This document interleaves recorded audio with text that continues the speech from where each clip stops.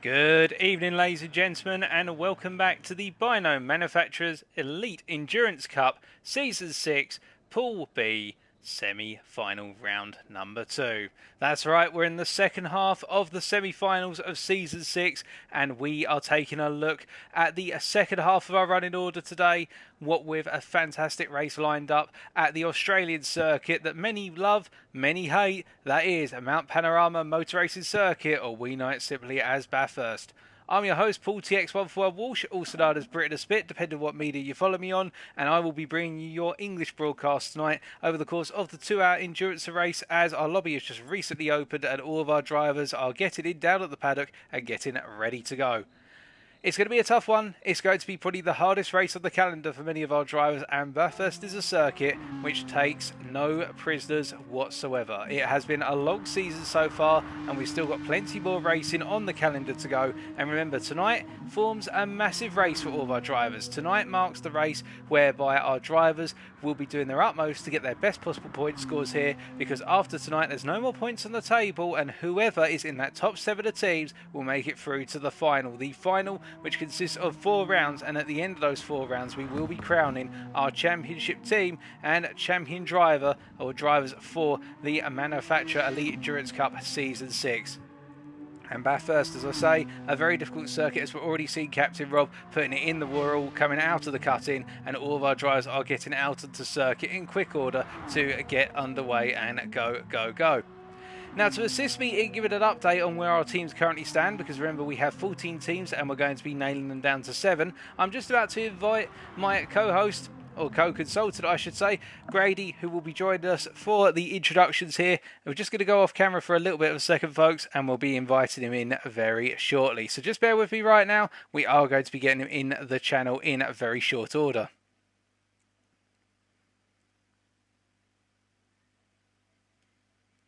But I hope you're all doing well and that you've had a good start to your week, whether it being a Monday.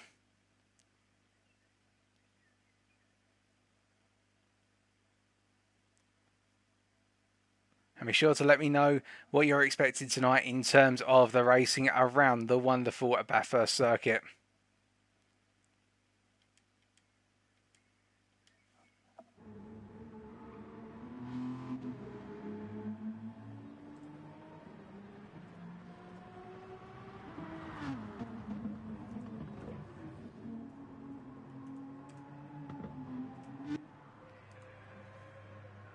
But whilst our drivers are all joining the lobby, of course, we do have 14 drivers, some of whom you will have seen multiple times before, other drivers you won't have seen so far, or quite rarely seen. So we have got a mix of drivers who are going to be racing around tonight. You're going to have to give me 2 seconds, folks. We're just resolving a small technical issue, and we will be back and underway with the introductions for tonight.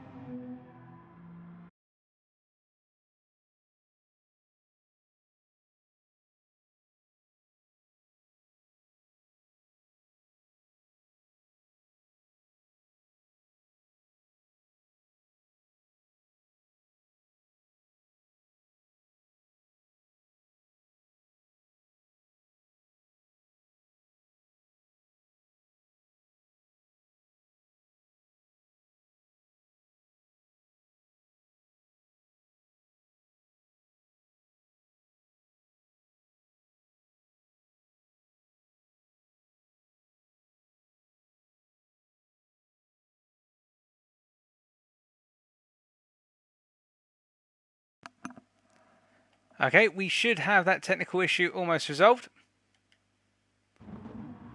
Give us 2 seconds.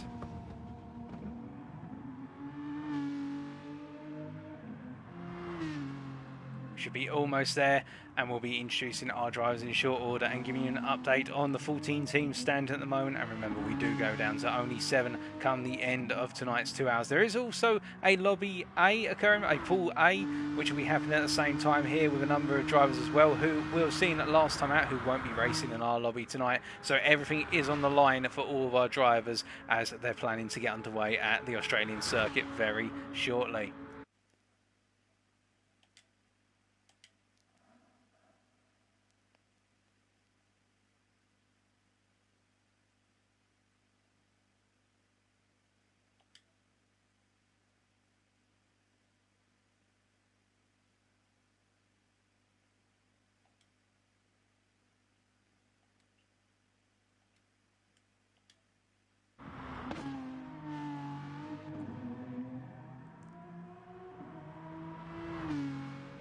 Good evening. Is that Grady?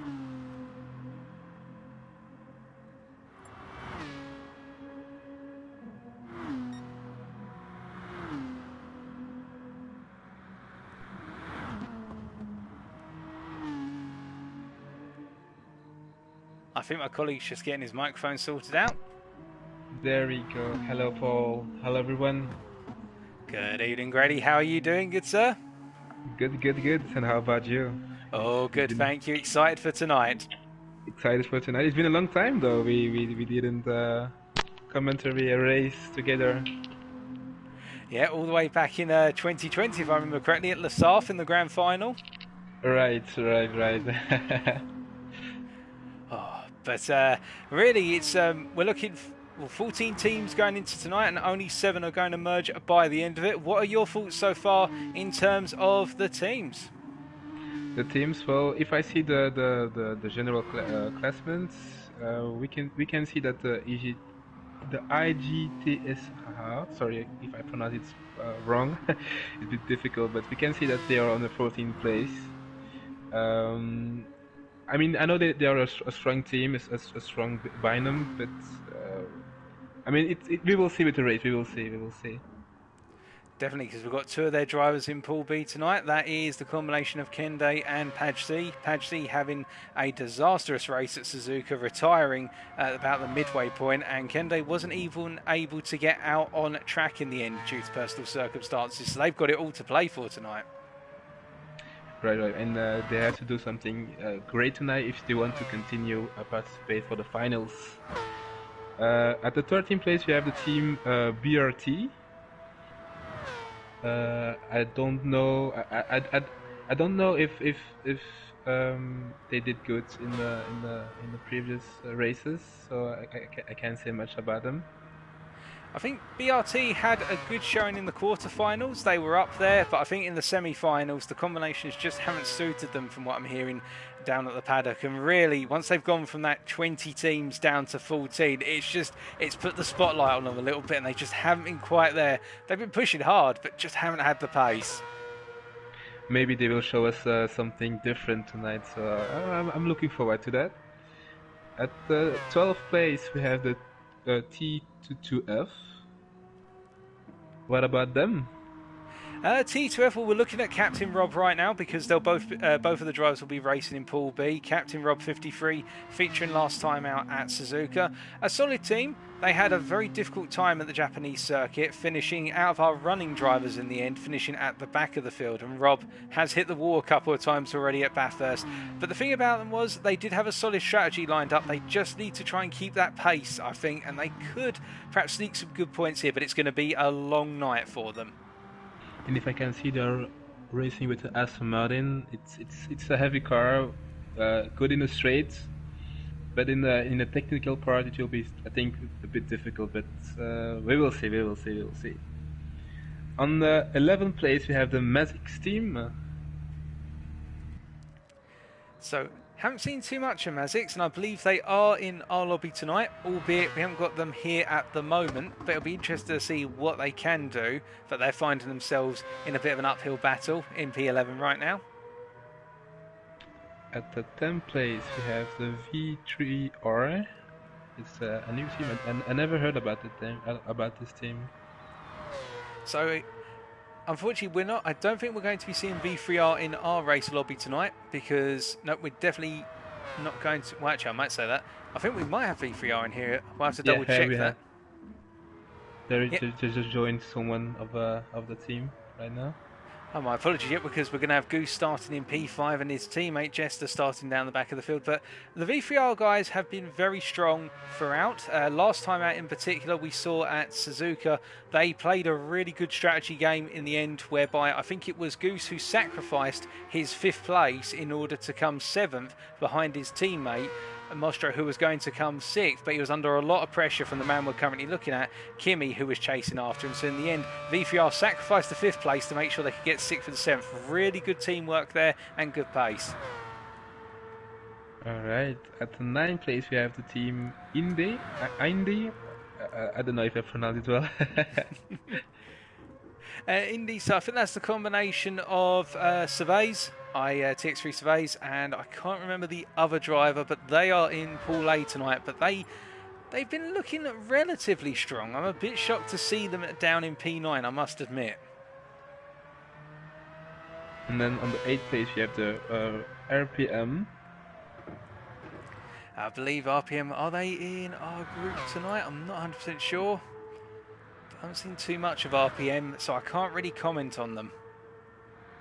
I think it's also a strong team. They have really good drivers, so I think they will do something great. I don't know if he's on pool B or A, but definitely something to get an eye on, because I think they will do something great in this binomial manufacturer Elite Cup series. Mm-hmm. On the 7th place, we have the Zephyx. The French Raccoons, as they like to be known as, the Rapid Raccoons.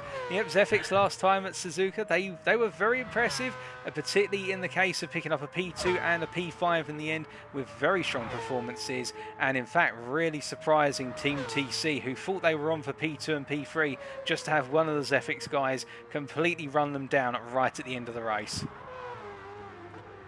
On the 6th place we have the GTBE. Yep, so I believe GTBE are now known as GT Predator. They've changed their name slightly. So that's the combination of Kimi and also Ardi. Sorry, not Ardi, my apologies. Adri, I should say, getting the name completely wrong there. But they are looking very strong. They've been perhaps the most consistent pair of drivers outside of Team TC from what we've seen. 5th place we have the V1. It's a good team, I think, V1. I've heard about it, but... So not thinking much about it. It's been a difficult cup for the V1 guys because they've had two completely different races, in the fact that V1's Mehdi, who has been dominant in every race we've seen him in, literally winning the races by sometimes almost the best part of a lap over the rest of the field. Mehdi's just disappeared in his Nissan GTR, but where he's succeeded, his teammate Miro has had disaster after disaster, been looking very strong, but he's had connectivity issues, his internet has cut out a number of times, and what we believe as a result is it's literally Mehdi who's pulling the team up into that P5 position and hoping to hold them there going into the final tonight. It will be also interesting to see if they will get into the finals, because I know Mehdi is a very good racer, so a very good pilot. On the 4th place you have the GTTU. Now, I must admit, I've heard very good things down the paddock about GTTU, but I haven't seen them, unfortunately. We haven't had the chance to witness them in any of the lobbies we've casted, so it's been one of those, I've heard a lot, but I haven't seen anything, unfortunately. Yeah. And the 3rd place, you have the RAG and the GTS-BOCA. Well, those are our organisers. Also, I think they're on Pool A. Yep, they are indeed. On the 2nd place, we have TC. The TC guys of Nico and Cobra, who are here tonight in their Mazda RX Visions once again. Been perhaps the most consistent pairing throughout all the lobbies we've commentated. We've pretty much followed them since the quarterfinals, and Nico and Cobra have been inseparable. They normally qualify together, they're normally out on track together, they love running in formation and work like an absolute harmonious team, and well, we're expecting great results from them again tonight. I think they're guaranteed to make it through to the final unless there is a horrific mistake from both of them. You never know on Butters. A little mistake can be very, how to say it? What's the word? I forgot. Costly. Right, that's what I was looking for. Thank you. And on the 1st place we have the BFR. Yeah, and with BFR, I haven't seen too much of them, but I'm hearing very good things. The fact they're leading right now has been absolutely impressive. They've really risen to the challenge this season. And that's it for the semi-final classements. Well, let's see what the pilots are going to do today.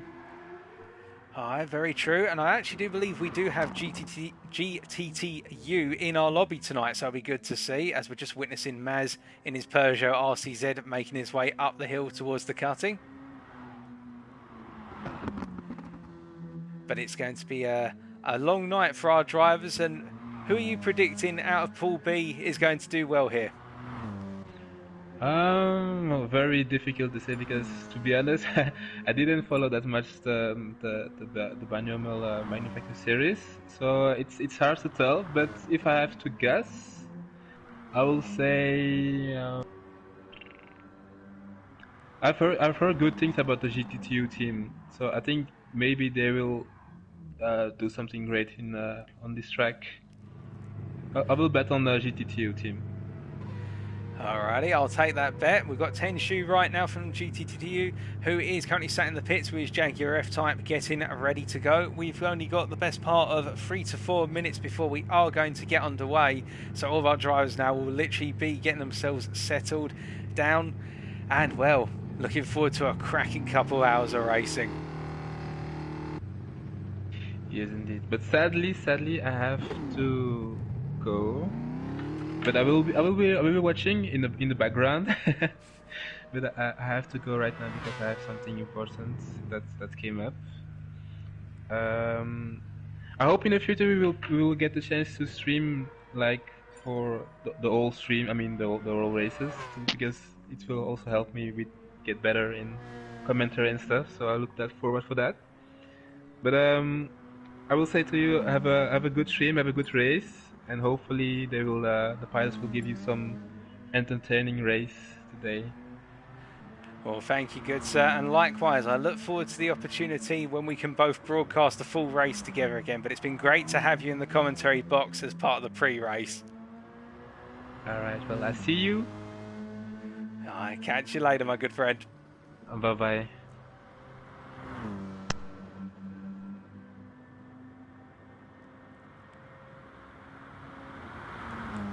Well, folks, you have it there from Grady, who joined us just before the pre-race to give us our analysis. We've got 14 teams, of which you're going to be seeing 7 of them tonight in Pool B. We're looking forward to what our drivers are able to achieve, and for a number of drivers here, that placement in the final is not fully secure. The teams will be pushing to their utmost. The drivers who are on the cards with only a couple of minutes to go before we get underway, the drivers in the drop zone right now are effectively the drivers such as Mazex, which we've got Killer 62 here, and his teammate of Cortex will be getting out onto the circuit very shortly. So they're currently now the drivers based in 11th place overall in the standings, and here is Cortex right now currently sat in the paddock. Both of them running the Peugeot RCZ.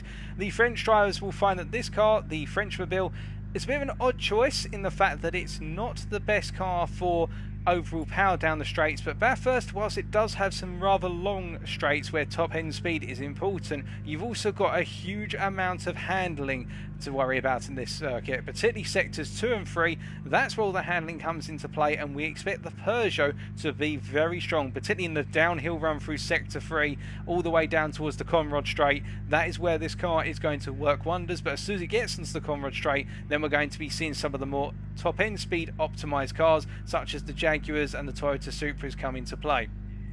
Now, another team who we are waiting to arrive down the paddock right now is the combination of IGTSH, who will be starting towards the back, and indeed it is that combination of Padgey, who will be starting 11th, and Kendo will be starting 13th.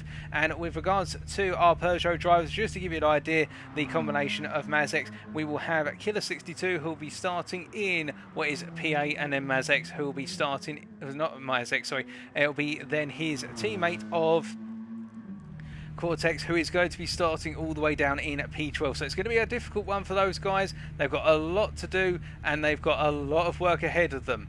Now, outside of that, we do have the combination of T2F back once again, as we previously mentioned, and we should pop over to see V3R's Goose and his teammate, of course, are both here tonight, Goose and Jester, and we look forward to seeing what they're able to do in the Toyota machines as we're just waiting for the countdown to come down. I think a couple of drives are going to make it at the very last possible moment, as we see GTTU's Savents here, the French driver, waiting to go, and Tenshu, his teammate, both of them in the Jaguars. The Jaguar is going to be a a little bit of a difficult car here. It's very strong in terms of straight end speed. The difficulty of it, of course, is the fact that the car does have a lot of innate understeer, and that means in the downhill sector, sector 3, that car is going to feel very heavy, particularly on worn tyres, to turn through the likes of the Dipper and also into Forest Elbow. As we're just going to let our drivers know that we are broadcasting, their show is live, and we're also going to wish them the best of luck.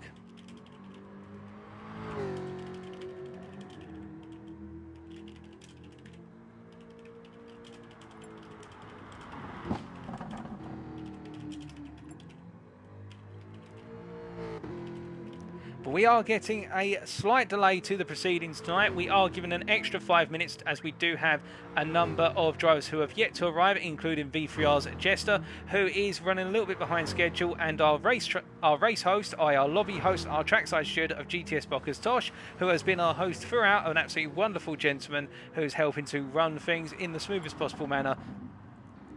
Tosh right now is effectively just holding things up for 5 minutes as per the rules to give drivers who are running a little bit late the opportunity to join at the last possible moment. So we're going to take you through that grid order before we get underway then. So starting on pole tonight in Lobby B, it will be Nico JVT, the lead driver of Team TC, after that brilliant result, albeit a difficult evening at the races, but it was still a brilliant result all round for Nico in the Mazda RX Vision. Really been deploying the handling and the car management strengths of the Mazda RX Vision to his best possible capabilities. He will be lining up alongside with Sir Vence from GTTU. Sir Vence will be starting in P2, and we do have the rolling start, of course, in the Jaguar F-Type, and we look forward to seeing what the Frenchman is able to achieve. And as we said, this car is going to be very strong in the power zones. That is where it's going to be dominant. So in the run uphill towards turn 2 and the run downhill towards the chicane, which is turns 21 and 22, we should see Sir Vence be very strong, and indeed his teammate as well. P3 is going to be kicked off by TC's Cobra 45. He'll be starting off in P3, and he will be joined on that second row of the rolling start by Tenshu. And Tenshu, of course, being the second of our Jaguar drivers here as he makes his way up towards turn 2.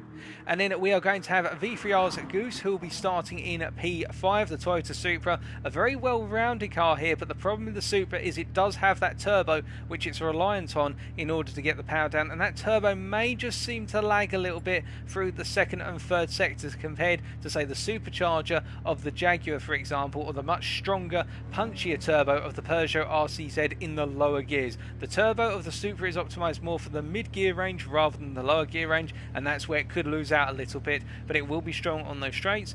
We're then going to have Kimi from GT Predator, the Belgian driver here, making his way into the pits right now, and he'll be starting in 6th. We've seen a lot of Kimi over the last couple of races, and we look forward to another consistent race from the Belgian, of course. His teammate Adri will be lining up in P7 behind him. We're just waiting for Adri to potentially arrive. We do have a couple of drivers missing right now. I believe well, there's Adri. In fact, Adri is here. And then we are going to have Killer, so that is Mazex's Killer, the Peugeot RCZ driver, starting in P8, and he will be joined behind by driver Breton. We see more of the T2F driver driving that Aston Martin V12 Vantage GT3. As Grady was saying earlier, a powerful car on the straight, but a heavy car through the corners, and much like the Jaguar, that could be its undoing here at Bathurst. Then in P10, it is going to be Captain Rob, the other T2F driver, who we saw a little bit of earlier on, the Frenchman Captain Rob 53, who was consistent, albeit did not have the best of race at Suzuka. What can he and his teammate do tonight from P9 and P10? It'll be iGTSH's Padgley, who will be starting off in P11 should iGTSH arrive down at the paddock. And then we are going to have Mazex's Cortex, who will be starting in P12, as we mentioned earlier. Here is the driver in question, the Frenchman making his way up the hill. P13 will be Kende from iGTSH, and then last but not least it will be V3R's Jester, who we are waiting on to arrive at the circuit. So we've only got 11 out of our 14 drivers who are scheduled to race tonight here in the lobby at the moment, and we're waiting for the other 3 to arrive potentially at the last possible moment. But we'll keep you informed if they do arrive at the very last possible moment. And in the meantime, the strategy stakes, of course, the biggest stakes that there are outside of a nice piece of prime cut beef, whether it be Australian or another nationality. The stakes are high here, and in the strategy, as we see, Jester has arrived with only a minute to go. At the last possible moment, Jester does arrive, so V3R will be here. Our drivers will be thinking about what to do. Now, the problem with Bathurst is we've got our drivers have to run the soft, they have to run the medium, and they have to run the hard. They must run it for at least one lap, i.e. each tyre. I reckon most drivers here are going to opt to just run the medium and the hard for a single lap, because driving, particularly through sectors 2 and 3 on the medium and hard, is a very different experience, and it is a completely different type of lap time compared to running on the soft. And we do have a long pit time loss here for a tyre change at Bathurst. That is the west window of about 18 to 20 seconds from what we recall. So our drivers are going to be pushing very hard on the soft, and I think it's going to be dangerous for them to try and run the medium or the hard for a long period, just because the tyre doesn't offer the grip in the middle sectors where it's so important. As we see, all our drivers are waiting for that call to go racing, as we note that we still are waiting for Jester to get his car out onto the paddock, so he's just going to be in time for the kickoff. We've got 12 drivers then. I don't think IGTSH are going to be here, as that window is closing and we are now 6 minutes behind schedule. Our host can hold things up, but not for too long. There is Jester. Our Frenchman has arrived at long last in that Toyota Supra. So V3R have got both their representatives here, and the countdown should be at any moment, and we will get underway as we get the call out from Tosh there to say that we are go, go, go. The countdown, the 10-second countdown has begun. Who is going to be our winner come the end of the 2 hours? Who is going to be making it to the finals from Pool B? Let's find out.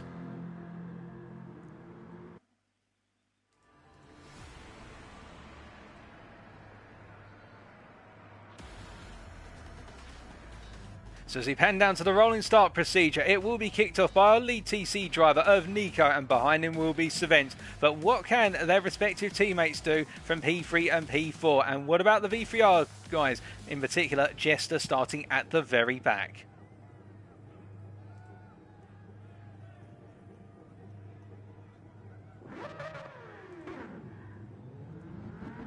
So as the rolling start procedure gets underway, a number of our drivers will be starting on the final corner, if not coming into the final corner, but not for Nico. As he comes out the final corner, then we get the countdown. 3, 2, 1. It's lights out, and away we go for round number 2 of the semi-final. And all of our drivers immediately get underway. Savent shaking from left to right to get those tyres nice and wheeled out. Now, from Savent's perspective, I suspect he'll want to go as quickly as possible and get on the attack, as will his teammate Tenshu, and they're both immediately going on the attack versus the rotary engines of the Mazdas. The Mazdas not having the straight line speed, and you can see that Tenshu already getting a huge pull, and you look further up front and you can see that Savents is already on the attack versus Nico, and he needs to get ahead before they get to the end of the opening sector. After turn 2, it starts to cluster up, the circuit starts to get narrower, and then overtakes become ever harder, as we see that both of the Jaguar drivers making early gains in the first sector. And looking behind, we've got side-by-side action coming into turn 3, although it looks as though Adri has backed out of it, as Killer is up into P7, and behind him Adri, who's dropped a place already.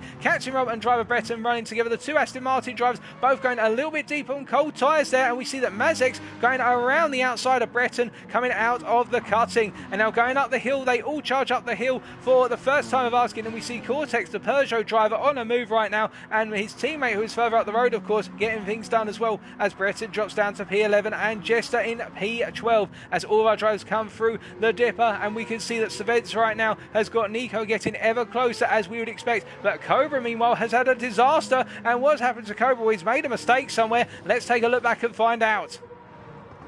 So I think going up into the dropout skyline here, I think Cobra just got it a little bit wrong, because he's dropped a lot of pace. In fact, Cobra did. He made a mistake. He's locked the brakes up, and that's what's cost him. It wasn't an impact with the wall, but it was a shaky run downhill, and that means that Goose is in a prime striking position. And will it be his case of Goose being cooked? Well, I think it is. Goose has got it done here in the slipstream race down towards the chicane, and as they come into the chicane, then under braking, it will be Goose ahead of Cobra as they make their way into turns 21 and 22. And as they flow out of this sequence right right now the Mazda drivers having a slow start and Team TC having a very difficult start to their race evening. So come the end of lap number 1 then, we can see it's Savents leading by 1.3 seconds ahead of Nico JBT. Then Tenshu behind the 2 GTTU drivers making pace very quickly. Goose in P4, Cobra in P5, Kimi in P6, Mazix is Killer 62 in P7, Adrian P8, Captain Rob in P9, Cortex in P10, Jester in P11, and driver Breton already getting those medium tyres out the way and moving on to another set of tyres, which I assume will be the hards,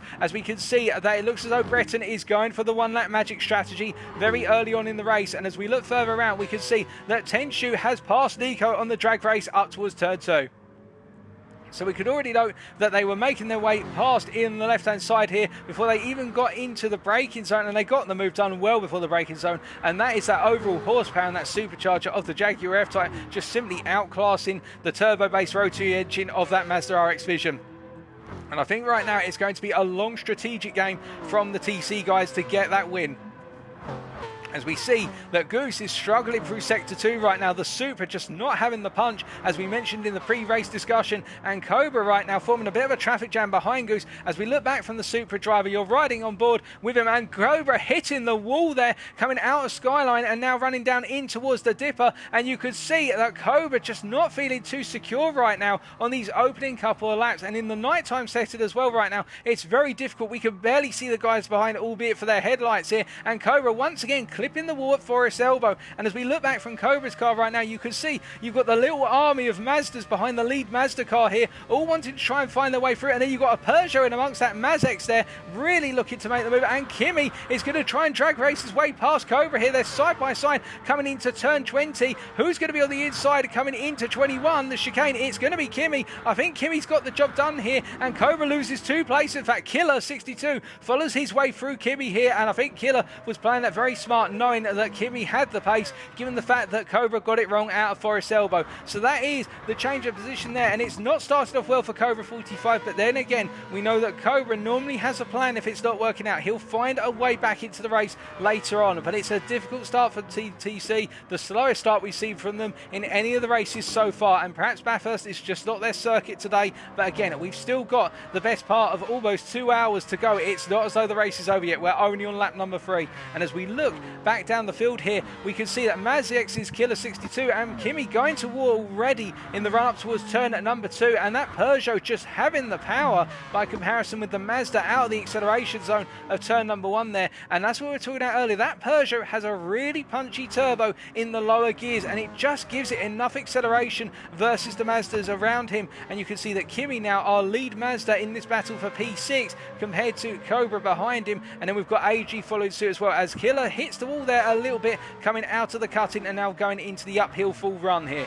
Looking further back, of course, we can see that AG in P8, he's got a nice 3.2 second gap ahead of Captain Rob, and Captain Rob making his way in that Aston Martin. Now the lead of the 2 T2F drivers making his way all the way round here to McPhillamy, and then he's going into Skyline for the 3rd time of asking. And we can see that the gaps are opening up amongst the field already quite a bit, and our lead drivers in particular are really pulling away. Our lead 3 of Savents, Tenshu and then Nico. But Nico, to be fair, despite the fact he's got that power disadvantage on the straights, he is keeping the Jaguar drivers honest here, and I think it may be the case that the Jaguars may also be decided to do a little bit of fuel saving as we look further back here, and there's no change in that battle or the long run, we should really say, all the way for P4, although I think somebody has had a mistake somewhere or got something wrong. No, it's just AG deciding to pull over to one side and then switch back to the left-hand side. I thought AG might have had some technical issues with the car there because of the fact we saw him over to the opposite side of the racing line, but he's made his way down into the chicane absolutely fine, and we can see ahead of him right now that we've got Cobra, who's starting to build up a bit of momentum here, as we note that Killer 62, sorry, not Killer 62, Goose comes into the pits. Now he's going to be changing tyres, and what is Goose going for here? He's coming off the medium, so he decided to start on the medium, and he's going on to the alternate compound. We'll wait and find out what he switched to. Now, whilst we do have an idle moment, we're just going to take a look around at our drivers here. Well, I say that actually Kimi having a very difficult run out of turn 1 here. Will the Belgian driver come under attack into turn 2 from Cobra 45? We will wait and find out, of course, remembering that Cobra, whilst he's in the same machine, will have that slipstream all the way in the run up towards turn 2 here. And we know Cobra is very deft at overtaking. He knows how to use the Mazda's brakes very well, but he's not close enough this time and decides better of it. Probably using a little bit more fuel saving here rather than opting to go for a move or getting ever closer. Jester, because I think he feels that he is stronger than Kimi once he gets things settled down in terms of one lap pace and the overall race pace. But Kimi doing a good job right now, the lead GT Predator driver, and he's got AG a little bit behind him, so the two teammates are close together, and Cobra in fact getting a nasty amount of understeer there, going uphill, coming out of the cutting, and you could see he just glanced the wall and the gap has opened up by a further 2.5 tenths. It's all about those marginal gains here at Bathurst, and the fact that one little mistake, whether it's your own doing, alternatively a little bit of unwanted understeer due to dirt here, as we've got a yellow flag, somebody's in the wall, and it's AG. What on earth has happened to GT Predator's AG there as he rejoins? There is damage on the car, there's engine damage, front axle damage as well. Let's take a look and find out. So as he's coming through the uphill run here, so he's got the multiple left-handers. We're going to be seeing him on camera here. He takes the second of the left-handers. He's got one more to go. Does he just simply get it wrong before Skyline? I think he does. He goes a bit wide, and he clips the curb and onto the grass, and that sends him spinning into the wall. So that's why AG right now has that damage, and he is our first driver to fall victim to the hill, the mountain, we should really say, of Mount Panorama. That's a difficult race for AG now, because he's got to get that car back. But meanwhile, up front, we can see that Saved, Tenshu and Nico all still running together as a little pack, albeit the GTTU drivers starting to pull a little bit away from Nico. The gap has opened up over the last 2 laps from 1.4 seconds to 3 seconds. I think at this point that the GTTU drivers are starting just to deploy a little bit more pace, and Nico may be opting to do the reverse, just running at a comfortable pace, say 90% of his full capability, knowing that he's not going to be winning this one in terms of a power battle, as we do see a little bit of change further down the order, I believe, right now, or we may be incorrect about that. No, in fact it is. So Adrian to the pits, as is 3-3R's Goose. So Goose went to the hards and he's coming off the hards immediately, so he has covered his hard stints and now he is going onto the soft for the rest of the race. And we see that Jester is doing a similar strategy here, coming off those hards, and he's going to be going on to what we suspect will be a set of mediums, as Adri has definitely done those softs so far, but we'll wait to see what he goes on to. So those are another 3 pit stops all coming up right now. All of our drives on similar pace in terms of fuel, and in fact we are just going to keep eyes on it. We see that Goose has gone to the softs, as we'd expect now. He'll be running those to the end of the race. AG, does he go for another set of softs? He does indeed. In fact, he just repairs the damage, and Jester coming out of the pits right now, and he's gone to a set of softs. So Jester not deciding to use the mediums as of yet. Instead, he's opting for that tyre, which is going to give him a little bit of pace right now, and he can come back into things later in the race and then look to use the medium towards the mid to end point. But meanwhile, up front, let's start to go through our tyre choices here from all of our drivers. So as we would expect, our Jaguar drivers here have both started on the soft tyre, so they're both getting that underway and trying to build up a nice pace lead. As we look back to Tenshu right now, also on that soft. And then we look even further back and we can see that Nico deciding to start on the soft as well. So Nico trying to take the fight early on versus the Jaguar drivers, but not quite having the pace to do so. What about even further back down the order? Well, we can see here that we do have Mazex, who is on the soft right now. And Mazex, well, sorry, not Mazex, Killer 62, the lead Mazex driver, should say, who started P8, is up into P4 and running on those softs. He's having a very comfortable time of it, is Killer 62, and I think he'll feel as though he's in a very comfortable position right now. He has choices available to him, as we do see that Kimi right now in P5 running around on the soft tyre as well. And he's started P6 in P5 with everything that's going on. And Cobra, our other TC driver, starting on the soft. So it hasn't worked out for Cobra as much as it has for his teammate Nico. And then looking even further back, we can see that driver Breton starting on those soft tyres, electing to go with the medium initially and then switching immediately to the soft, giving himself the jump over a good chunk of the field, moving up to that P7. And Captain Rob with damage, we haven't seen where he picked up that damage yet, oddly enough, but Captain Rob has picked up damage. He hasn't pitted as of yet, and he started on the soft and continues to run the soft round the circuit for as long as he possibly can. And then we've got Goose, who, remember, has gone through both his hard and medium already, and now he's running softs to the end. We've then got GT Predators Adri, who has stayed on his softs after repairing that damage, one of us running heavy damage, and Jester right now on those softs, as we talked about earlier. And that is our order right now, as we see actually Cortex coming out of the pits there, and we didn't quite catch what Cortex came into the pits on. My sincere apologies for that, folks. We're going to try and catch that back now. and he came into the pits on mediums with a little bit of front bumper damage there. So I think his pit stint has been called in a little bit earlier, but that's interesting for Cortex because that means he has got both his medium and, as of this lap, his hard out the way. And I think Cortex has had another error there because he's into the wall once again. What has happened to the Frenchman as we see the V3R driver get through? So we're right on board right now with Cortex as he makes his way up towards turn number 2, and as he comes up towards the corner here, does he just go deep into the wall? He does. He understeers on cold tyres, not anticipating he needed to get the tyres up to a higher temperature, and that put him into the wall on the outside of turn 2. So Cortex now will be wishing that stint away as quickly as possible because that's a disaster for the Frenchman. It was looking relatively strong, but it's gone a little bit backwards. Now, in terms of whilst we're looking at all the tyres there and the strategies what are being commenced right now, I can tell you that Tenshu is catching up to his teammate as we ride on board and look back from Saventia. Riding with him now, the F-Type driver here with a 201.728 last time round. Meanwhile, his teammate setting a lap that was effectively a second faster. Tenshu is on a charge right now,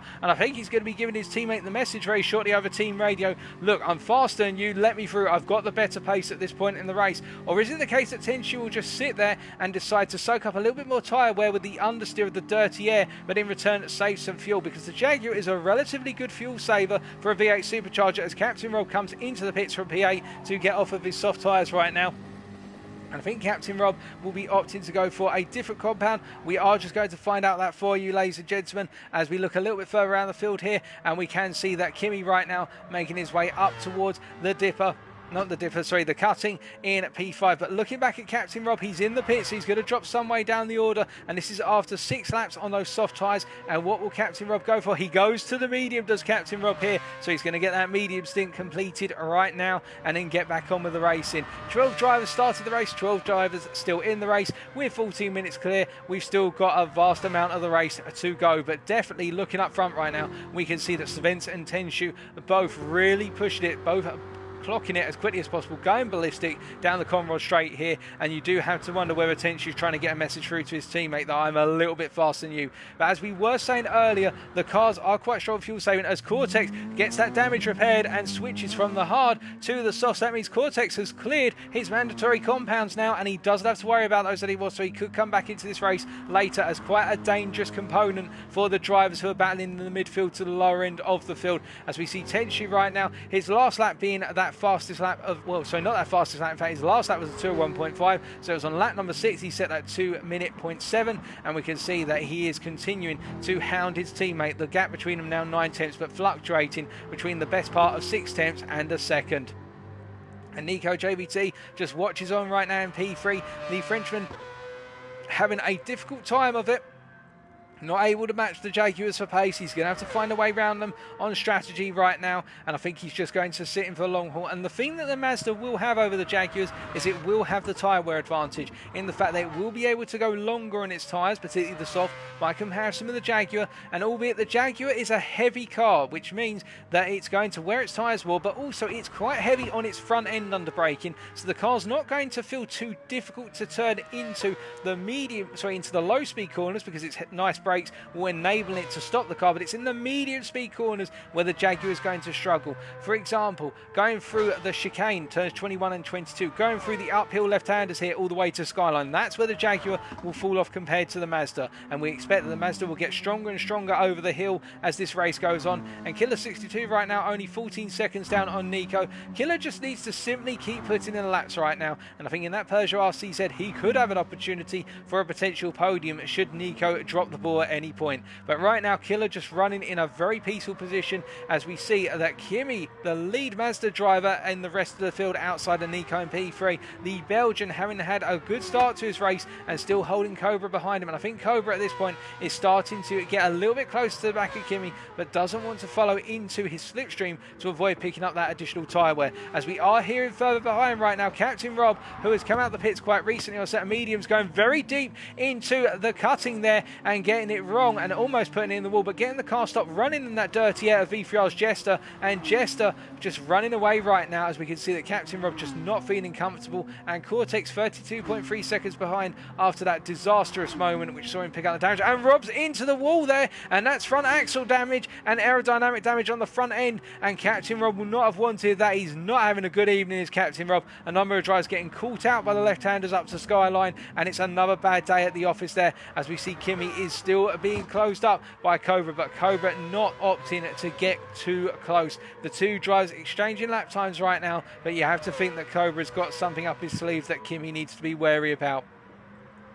But that is really the situation right now. A lot of our drivers just settling down into the strategy early on in the race. As we'd expect at Bathurst, this is a circuit which rewards patience and also consistency over anything else. One mistake here and your race could be in tatters. But what we can see is that Kimi is enabling Cobra to get into the slipstream zone at 0.75 seconds right now. And Cobra is pushing on, albeit under braking into turn 2. You can see that Kimi taking a more aggressive line there and getting a good run out of 2 up into 3 and 4. Kimi just doing enough right now to keep Cobra at bay, and we look forward to seeing what Cobra can do to respond as they make their way up the hill now. Looking further down, the T2F driver Breton, feeling a bit more comfortable in this race compared to how he did at Suzuka last week by the looks of things. The Frenchman in that Aston Martin V12 making the car go well so far, albeit those racing soft tyres are showing a considerable amount of wear, particularly that rear right-hand tyre. And what this circuit being what is an anti-clockwise circuit, you can imagine that it's going to be the right-hand tyres that take the biggest beating, and with there being a lot of traction power zones here, it's as a result that Aston Martin is going to be suffering with its rear tyres. What the fact is, front engine but rear wheel drive, and through the Forest Elbow corner in particular, when it comes out the corner and gets on the power immediately, that's where this Aston Martin is going to be lighting up that rear right-hand tyre, because it is a left-hand corner. And we can see Breton just clipping the wall there before going into the dip up, but not making too much of an impact, not damaging the car, just grazing the wall, and sparks were flying there. We've seen that time and time again from other drivers, and T2S driver Breton are now making that same folly of just grazing the wall, albeit not impacting his race too much. But we can see meanwhile that Cobra, hold on a second, what's happened to Savents here? Savents all the way down in P6? Well, something has gone wrong for Savents. He's got engine damage and front axle damage, and based on that, I think Savents has had an impact into the wall at Forest Elbow. He's immediately into the pits, is Savents, so this is going to upset the cart most certainly for GTTU. And remember what I said earlier, folks, only literally a couple of minutes ago, Bathurst is a circuit where it's all about consistency, and Savents and Breton are both into the pits. Breton opting to go to what I suspect will be either the hard or another set of softs. What will Savents do on 25% of fuel remaining? 25 litres, I reckon Savents may opt to get one of the mandatory compounds out of the way. He's got nothing to lose at this point by the fact that he's had that damage and he's dropped all the way down the order. They're putting fuel in the car, so is Savents going again? They're doing the repair work. Will he be coming out on an alternate compound?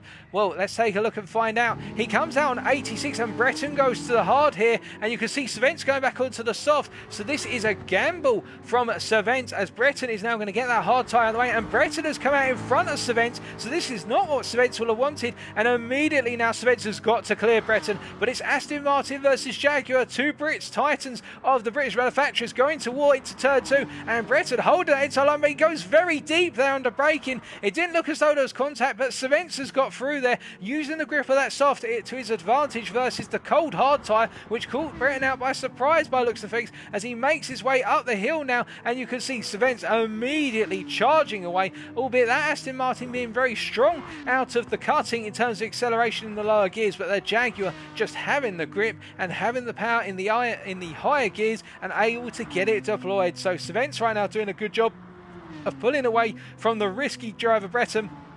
Risky in terms of risking his aspirations this race, and Tenshu and Nico both come into the pits to dispose of their soft tyre. What will they go on to? As that means Killer 62 right now, he comes out of the chicane in P3, what with Savents dropping down the order, and Killer 62 comes into the pits for what I suspect is going to be a change off of his soft onto what will be, oh no, and it looks as though he's hit the wall, but fortunately for him, as Tenshu comes out of the pits on the hard tyre, so going for the one lap magic on the hard tyre most likely, Killer 62 getting away again with murder there in the fact that he put it into the wall just going into the pits, and he wasn't chucked out, he wasn't spun out, and it means he comes in, he has to repair the damage. But what that could have been for Killer, that could have been a disaster, as Kimi continues around the circuit right now. 10 seconds down on Tenshu, who's immediately gone to that hard tyre to get it out of the way. But Kimi is going as long as he possibly can. He's got the fuel to go a little bit longer, and I think the Belgian here might be playing a smart one, as we see Nico has come out of the pits. He's on another set of the race's soft tyre here, so Nico opting to do much like what he did at Suzuka, albeit he got caught out in the end as Breton comes into the pits from what was P8 at the time, and we'll see what's going to happen. But Nico opting to continue to stint softs right now, as we can see Jester moves up into P8 with Breton in the pits. Now Breton, I do not think will have enough fuel to do another lap on that hard, so will he go for the quick refuel, or will he go for a refuel one lap magic, or will he just do another stint on the soft, as his teammate now comes across our timing line here. Adri coming into the pits on the hard right now, and we can see that he's gone into the pits and he'll be coming out shortly. But where is Breton going to come out, as they're still putting fuel in that car? They're taking ages to put the fuel in there, but it takes a very long time to get the fuel in. He puts the fuel in and he comes out on another set of softs, so he's not going to be getting, well, he doesn't need to be fair, because he's already done the medium and the hard. My sincere apologies there, folks, the confusion, but he's going on to another set of softs, so naturally running the stints now as he would like to on that soft tyre. As we see Adri in the pits, there's not too much happening out of the circuit. We're just waiting to see what compound they have put on Adri's car. I suspect with the fact he's cleared the hard tyre, he's gone to the medium and he's fueled fully up. I think this is going to be one lap magic on that medium perhaps, or will we go for a long stint on the medium, as we have seen the GT Predator drivers do in the last couple of races. As Tenshu comes into the pits, we expected this was going to happen, a quick stint on the hard, one lap, but they're all coming out the crew run out, and Kimi comes into the pits as well from P2 off of that soft tyre. Now what will he go to here? Well, he's got 12% fuel, so he could opt to do a one lap stint on the hard on the medium and knock that out of the way, because he wasn't too far down. But this means that Nico right now will re-inherit the lead, albeit Nico, remember, is on the soft of the second time, so he has not cleared any of the mandatory compounds, and we will keep track of that for you, ladies and gentlemen, because of the fact Nico could be vulnerable to a late surprise, as Killer 62 completes his medium stint. He clears the medium out the way, and now he moves on to another tyre. What will it be? Tenshu coming out the pits on a new set of softs, so he comes out the pits in P3. Kimi coming out just ahead of him, so Kimi getting in the way and going to that hard tyre, so Kimi is now a little bit of a cork in the bowl, but surely Tenshu's going to fight a way through. I don't think Kimi's going to fight this one too hard, because he will probably feel he's not in the race versus Tenshu for the lead, and he immediately stays to the left hand side, stays on the racing line, makes Tenshu take the inside line to compromise a little bit of tyre life there. But you can see that Tenshu got it nailed, and that means now they're running P2 and P3, Kimi in P3, and behind him Cobra, who's now started to make ways up the field. You can see he's on another set of softs, so Cobra not opting to get any of the mandatory compounds out of the way, and is now back up into P4. But it's a long road to go for Cobra, much like it is for his teammate, because remember, they now are at least one mandatory compound down compared to their main rival for the win, and that is Tenshu. What with Svens having that mistake at Forest Elbow much earlier on in the race, and now Svens is on a recovery drive. But don't count him out, because Goose right now has got Svens chasing after him. Goose clipping the wall there and coming to the end of his current stint on that set of racing softs. He has cleared, remember, all of the tyre compounds that he needs to, so Goose right now is in a very strong position going into the second quarter of this race, and the fact he does not have to run any of the mandatory compounds. He can choose to run the soft for as long as he wants from this point onwards, and he's doing so with aplomb. As we see, go a little bit deep into Forest Elbow, and I think he might have even clipped the wall there. Did he hit the wall? No, he just missed the wall, and Svens almost doing the same, running in that dirty air of the Supra. And I think Svens here is going to have the move on, because he is getting ever closer to the back of Goose. Will he go for the move into the chicane at turns 21 and 22? He's getting closer and closer. He pops the inside of 20. But does he get it done? They're going into the braking zone, and Goose tucks in behind. I think Goose realises he's coming to the end of the stint. Why fight it? You're only going to cost yourself time, as he almost gets it very wrong at 22, just clipping the apex curb and using a too much grass there. But Goose comes into the pits, as does Kimi, clearing that hard tyre, and we see that Goose now comes in. What will Kimi do in terms of tyre choice? Well, I think he's going to be putting fuel in the car. Will he do the same as Adrian and go to the medium but fuel all the way up for a full stint? I think that might be a wise choice here, and that will put the GT Predator guys in a very strong position as they go deeper into this race. Do keep in mind, of course, as Mazex's Killer 62 comes in to get rid of that hard tyre, picking up some damage once again, Killer 62. So this is proven to be a difficult stint for the Peugeot driver. And Captain Rob coming into the pits right now with some front end damage as he's going to be clearing that medium tyre out the way.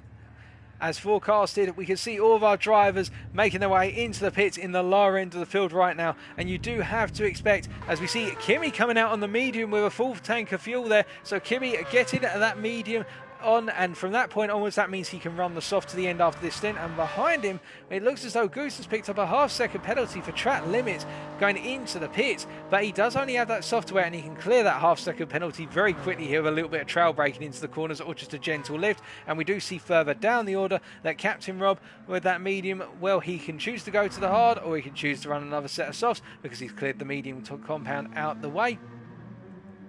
And as our drivers make their way out, Captain Rob goes to another set of softs, another soft stint for T2F's Captain Rob, as we see that he is 5 seconds ahead of Adri. Well, a little bit longer than that, in fact, 6 seconds ahead of Adri, who's down in last place right now. But do remember that Adri is running on that medium tyre.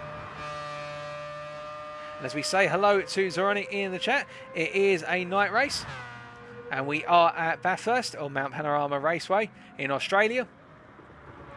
And all of our drivers opting to either go for a very long set of stints on those softs or get in the mandatory compounds out of the way early. And I think the idea being that for a number of them, once they've got that mandatory compound out of the way, they don't have to worry about trying to learn how to drive, or adjust to, I should really say, adjusting to driving on the less grippy compounds, which has caught drivers out time and time again here already. We have seen that, and once they've cleared that, that's going to be a relief for sore eyes. As we can see that Nico leading right now, 13.1 seconds up the road from Tenshu, but that gap is coming down as Savence is the fastest driver on circuit right now in P4 after that disaster, and Savence is chasing down Cobra at a very fast rate. Savence owning that fastest lap as Jester comes into the pits with an empty fuel tank there. And we can see that Jester getting that soft out of the way. Now the question will be for him, will he opt to go into the medium, or will he go to another set of softs? Jester, of course, jumping up the field, well, the fact that he decided to go hard soft. But what will we see from the Frenchman from V3R off camera as we see Savence continuing to push here, the fastest man out on circuit, and hunting down those podium positions and trying to get back into the position whereby he can support his teammate as they hunt down Nico JBT. Now looking back, we can see that Jester, they are putting fuel in the car, and we've got somebody spun out of the chicane here on report here, and ladies and gentlemen, we will find out who that is for you very shortly as we see AG go through. Is it Captain Rob? I think Captain Rob's made a major mistake. Let's find out. So as we ride on board here with the Aston Martin driver, we're going to be seeing it directly from the roof of the car. He's going to come down to the chicane, so down the Conroy straight through 20, come up into 21. And is he just going to get too aggressive on exit here? He does go out onto the grass and he spins as a result of it. So that's why Captain Rob lost the car there. But I'm pleased to say he is back out on circuit, albeit now he finds himself 5.5 seconds down on GT Predator's Adri. After coming out of the pits in P11, he's now down in P12. The last of our runners here with the absence of GTS-H, of course, our two drivers not being able to start tonight. So we've got 12 drivers who've started the race and 12 remain as they continue to make their way around the circuit. And we can see that Savence has actually passed Cobra off camera, and we suspect it's a drag race all the way down the Conrod straight here, and the Mazda not having the power versus the Jaguar as they come down towards the chicane. And this was a standard move from Savence, a standard pass before they even got into the right-hander before the chicane. Good move, and Savence is making moves up the field, and Cobra opting not to fight that one as they make their way onto lap number 15. So as I take a quick sip of water, folks, it'll be half an hour past, and then we're going to give you a recap of what has happened thus far.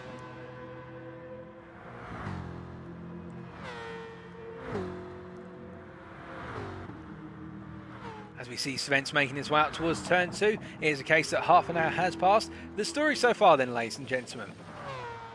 So with 30 minutes complete, Nico JBT is leading this race right now. Nico, the Frenchman, having started on pole, has decided to do two soft stints back to back. The idea being, I think from Nico's perspective, is that he's going long on sets of softs and he'll be trying to run the medium and the hard towards the end of the race on one lap stints, or perhaps slightly longer stints because of the way he'll time the strategy. We look forward to seeing what he's able to achieve. But the Mazda driver quickly getting swamped by the Jaguars early on and having to go for a strategic approach to try and beat the Jaguar power that's being fielded by Team GTTU, as we see that Cobra there making his way down across Skyline. I thought there was a change in position, that's why we did the quick flick, and in fact there has been a change in position, and it looks like what's happened to Goose here, we see he's dropped down to P6. So Goose and Kimi making their way up the hill here towards turn 2. Was there contact in the braking zone between the two of them? I think no, there was not. Goose made the pass, but he did not nail his braking point at all. Carried way too much speed in and clattered the wall on the outside of turn 2. So that explains why Goose has got that front axle damage and also that aerodynamic damage on the front of the car, and why Kimi is holding on to P5 still after Goose raced his position. Well, that's not good for the Frenchman. We will come back to covering how his race has gone shortly, but that is not a good place to be right now. Goose having a bad moment there. Our P2 driver then of GTTU's Tenshu, the Elite Jaguar driver as it currently stands, having a very strong start, albeit Tenshu has already cleared his hard compound and he's running softs right now. He's still got the medium to clear, so he does have the stintage advantage over Nico in terms of he doesn't have to run the hard at any point anymore. His teammate, 10.6 seconds down the road, Savens, the other GTTU driver, having had a very strong start as well, but had that disaster on his opening stint whereby he essentially got it very wrong down at Forest Elbow, put it into the wall, picked up engine damage, and as a result dropped the way down the field and has been fighting back. He does hold the fastest lap right now of a 2:06.76. Savens has really been flying and looking the fastest driver out on circuit. Savens, for reference, ladies and gentlemen, has only used softs to date and is continuing to use softs, so on a similar strategy to Nico in fact. So Nico and Savens are both on the soft focus strategy right now. In P4, 4.2 seconds down the road and gradually closing, albeit we are in the handling sector right now, is the Mazda RX Vision of Cobra 45 from Team TC. Cobra having a very difficult start, despite starting P3, dropping all the way down to P6 very early on, and just couldn't get the car into a rhythm in the opening couple of laps, seeing him drop positions left, right and centre. But he's now started to get that consistency in there, and Cobra is pushing on, as we do see that Goose is trying to come back at Kimi here with a damaged car, folks. So just keep this in mind, this is ongoing, and Goose is pushing as hard as possible. And remember, Kimi is on the medium right now, whereas Goose is on the soft, and Goose has that pace advantage because of the compound, and he's all over the back of Kimi, but I don't think a move's going to be on here. If it's going to be happening, it's going to be down on the Conrod straight. So we can quickly cover off Cobra, but do keep in mind that with regards to Cobra, our fourth place man, he's only run the soft so far, much like his teammate. So the TC drivers opting to hold off running the mandatory medium and hard stints until later on. We then come on to our P5 man, the Belgian of GT Predators, Kimi, who, as I said earlier, is on the medium right now. And Kimi, having started on the soft, cleared the hards on a single lap stint and is now running the mediums for a full stint by looks of things. And the Belgian doing a very good job of just maintaining that consistent form that we have seen throughout the entirety of Season 6, and it's boding well for him. And the GT Predator driver, you can see, getting a very good run out of Forest Elbow there, and he's going to have a nice safety net of 1.2 seconds. The Supra behind him will outrun him down towards the chicane of turn 21, but it won't be enough in terms of power to close that gap up to go for a move. So that's where Kimi is succeeding right now. He's maximising the grip available to him in sectors 2 and 3 to keep a gap to Goose behind, and Goose with that aerodynamic and that front axle damage, of course, also having to deal with that. We look forward to see what Kimi is able to achieve, given the fact he only needs to run softs to the end. V3R's Goose, meanwhile, on a very similar strategy. He's cleared both the hard and the medium, so he's got softs all the way to the end. But Goose, compared to Kimi, has had those little mistakes which have started to creep in and have hindered what has been a very strong performance from the V3R driver so far. And we are hopeful, as he's closed up to Kimi right now, coming into turn 1 on lap number 17, we are hopeful that Goose is able to eliminate those mistakes, because he could potentially be getting himself into the battle for P4, given the fact that the TC drivers ahead have yet to use the hard on medium. Goose has used both of them, of course. He started all the way down in P5 as he's going to look for the move on Predators. Kimi here, as Kimi defends to the inside, and Kimi is not going to let it through. Kimi knows here that if he can hold Goose off for the entirety of this stint, that would be huge for GT Predator, because it will put Goose in a position whereby he's lost way too much time on versus the medium wearing Kimi. As you can see, they go into the cutting and Goose cannot find a way past, and that means he's got to do the entirety of the uphill behind Kimi. And we are going to stay with this for a little bit longer, ladies and gentlemen, if you don't mind. We look back at Kimi's car right now, and as they go through the left-hander sequence, it's going to be the 3 left-handers. They'll be coming into Skyline very shortly, but you can see Goose trying to keep himself as close as possible on that soft compound versus Kimi. They now go over the brow into Skyline. It's the downhill braking zone here, all the way into the dipper, and we can see that Goose is getting ever closer. The size of that Supra in the rearview mirrors of Kimi must be horrifying. Kimi getting it almost very wrong there, coming out of the dipper, but he just collects it. Goose has to back out. They come down to Forest Elbow, and Goose all over the back. Surely Goose is going to be close enough. He's going to have to use the full rev range here versus Kimmy, but Kimmy will not want Goose to get through at all if he can afford it. You can hear that Kimmy is revving that engine out, and Goose is now on the attack. He's holding to the left hand side. It's Kimmy. He's going to stay to the outside effectively of what is the chicane. It's the outside of turn 20. But it'll be on the inside for the chicane. But Goose is through already. The Supra's power down there, just simply outrunning Kimmy. And I don't think there's any more the Belgian can do, which means Goose is now up into P5. But Kimmy's done a very good job to hold off the Frenchman there for a number of laps. And that will compromise the overall gain that Goose gets out of this stint.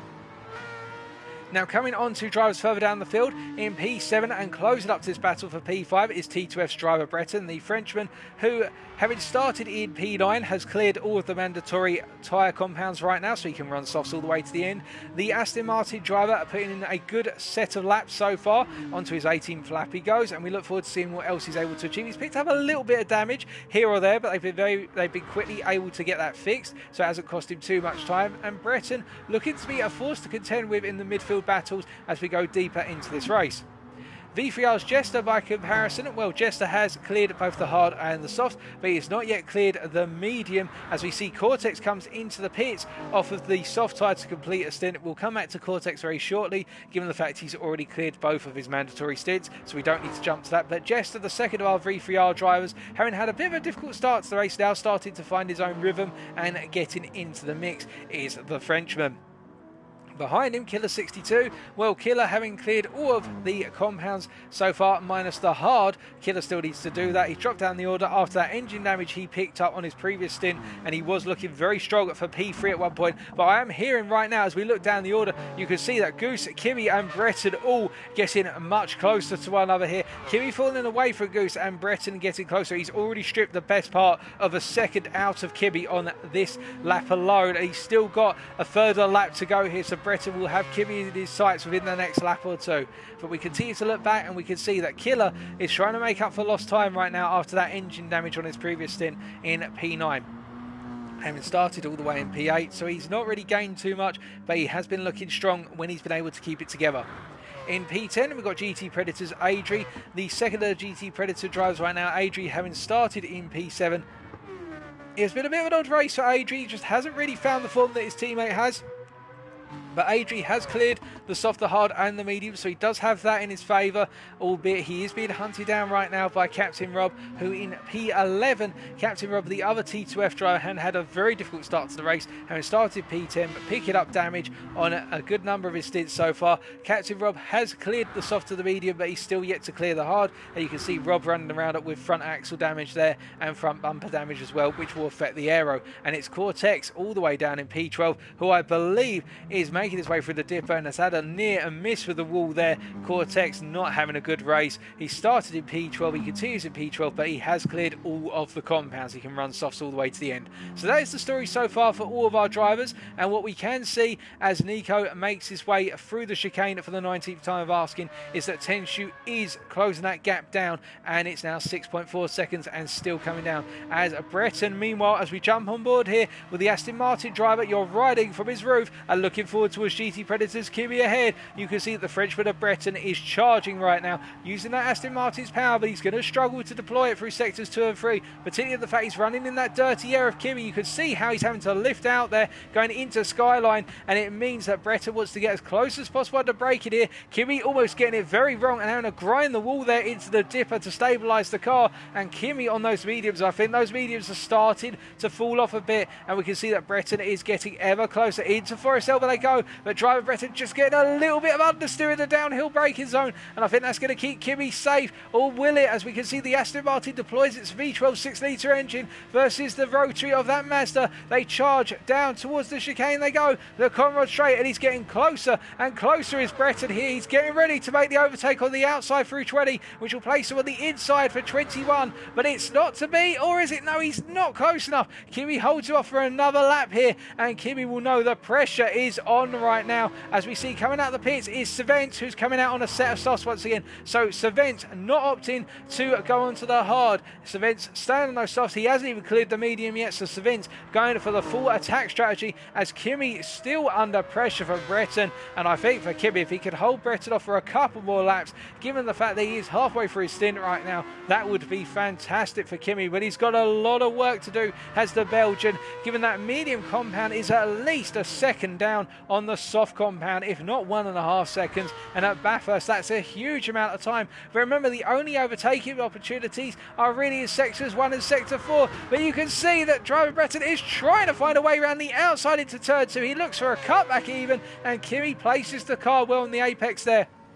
As they come up into 3 and 4, I don't think Breton's going to have the move on here unless he tries to sneak something in. And again, as they go through the cut-in now, I think that Breton is going to have to wait until Forest Elbow and the rundown corner. But you can see Kimi is really struggling for rear tyre grip as Nico comes into the pits on the race lead. And, well, will Kimi have the advantage here as they go through Skyline, or will it be the case that Breton will be all up his rear gear as they make their way there towards Skyline? Kimi getting a good run so far. Can he keep it stable under braking here? He didn't on the last lap, but he gets a better run into the braking zone for the dipper this time. And it looks as though Breton is still there behind him as Nico's still in the pits, and that means Tenshu is going to re-inherit the lead. But you can see Breton is much closer this time. And I think as Cobra also comes into the pits, both of the TC drivers in from P1 and P3, we can see that Breton is closer than he's ever been, and I think it's going to be a formality here in terms of Kimi will hold to the left hand side, but Breton will clear him before they get into turn 20 and 21 and 22. The chicane looms after this right hander, but Breton has got it done unless Kimi can find a way back on the brakes. Are the brakes strong enough? No, Kimi opts against it. He realises there's no coming back after that, and Breton holds on to P6 for the time being. But remember, it all plays into the strategy here, folks, and Breton has lost a lot of time. In fact, Breton has come into the pits, and that was from P6, and he didn't have the fuel in the car, Breton, so that is a little bit of a disaster. Kimi did well to hold him up for so long, and Breton will go on to another set of softs. I'm sure that he'll be kicking himself for the fact that Kimi was able to hold him up for the best part of 3 to 4 laps, and that has cost him a serious amount of time on the soft compound. Kimi making those mediums work wonders in that Mazda. And as we look back up the field, we can see Tenshu is now back in the lead. 26.9 seconds is that lead with Nico going for the full fuel stop. And Nico coming back out on a set of softs. So both of the TC drivers now going on to their 3rd soft stint here. They're not taking the medium or the hard at any point. And, well, it's going to be a case, I think, that somebody has got to flinch. And Tenshu, who is leading right now, do not forget, has already cleared that hard compound. So Tenshu does have an advantage over both his teammates Savent and also both Nico and Cobra, in the fact he's only got the medium left. They meanwhile have got to do both the hard and the medium. As Tenshu comes into the pits here, I don't think it's going to be danger close in terms of the fact that Nico will come out alongside Tenshu. I think Nico's going to come out ahead, but what has Tenshu got in store this time as they're waiting to receive the F-Type once again? And we can see Cobra in P4 right now, making its way down through Forest Elbow. And you can see that Cobra just consolidating a solid run of stints right now and focusing on keeping it clean and not doing anything silly. As we note that Breton has come back out in P8 behind Killer 62, who has been promoted back up into P7. Nico re-inherits the lead right now as he comes out of turn 1. And how far back will Tenshu be? As we can see that Nico is starting to get some traffic in the form of Cortex and Mazex in front of him. We see that Tenshu comes out the pits and is only come the end of the run down towards turn 1, approximately 5.8 seconds down on the Mazda driver. So the Jaguar driver here really started to have that strategy come into play, and I think Nico now is up against the wall in terms of what he can do in terms of strategic options. I think for Nico, if he wants this win, he's going to have to try and find a way to hold Tenshu up for a long period of time out on circuit. As Goose comes into the pits from P5, the crew are getting ready to receive the car.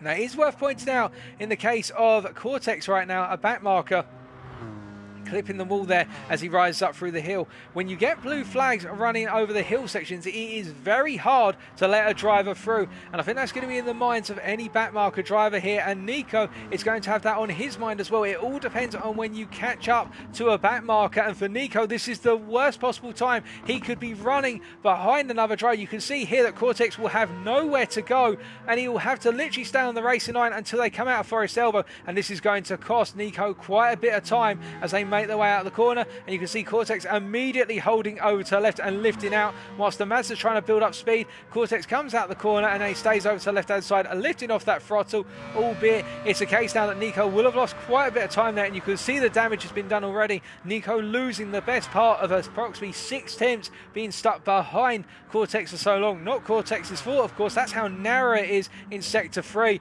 and that is the difficulty when you come up against a back marker at Bathurst. You've got to fight a way through before you get into the uphill, downhill run. But now Tenshu really starting to breathe down Nico's neck. That gap is coming down very quickly indeed.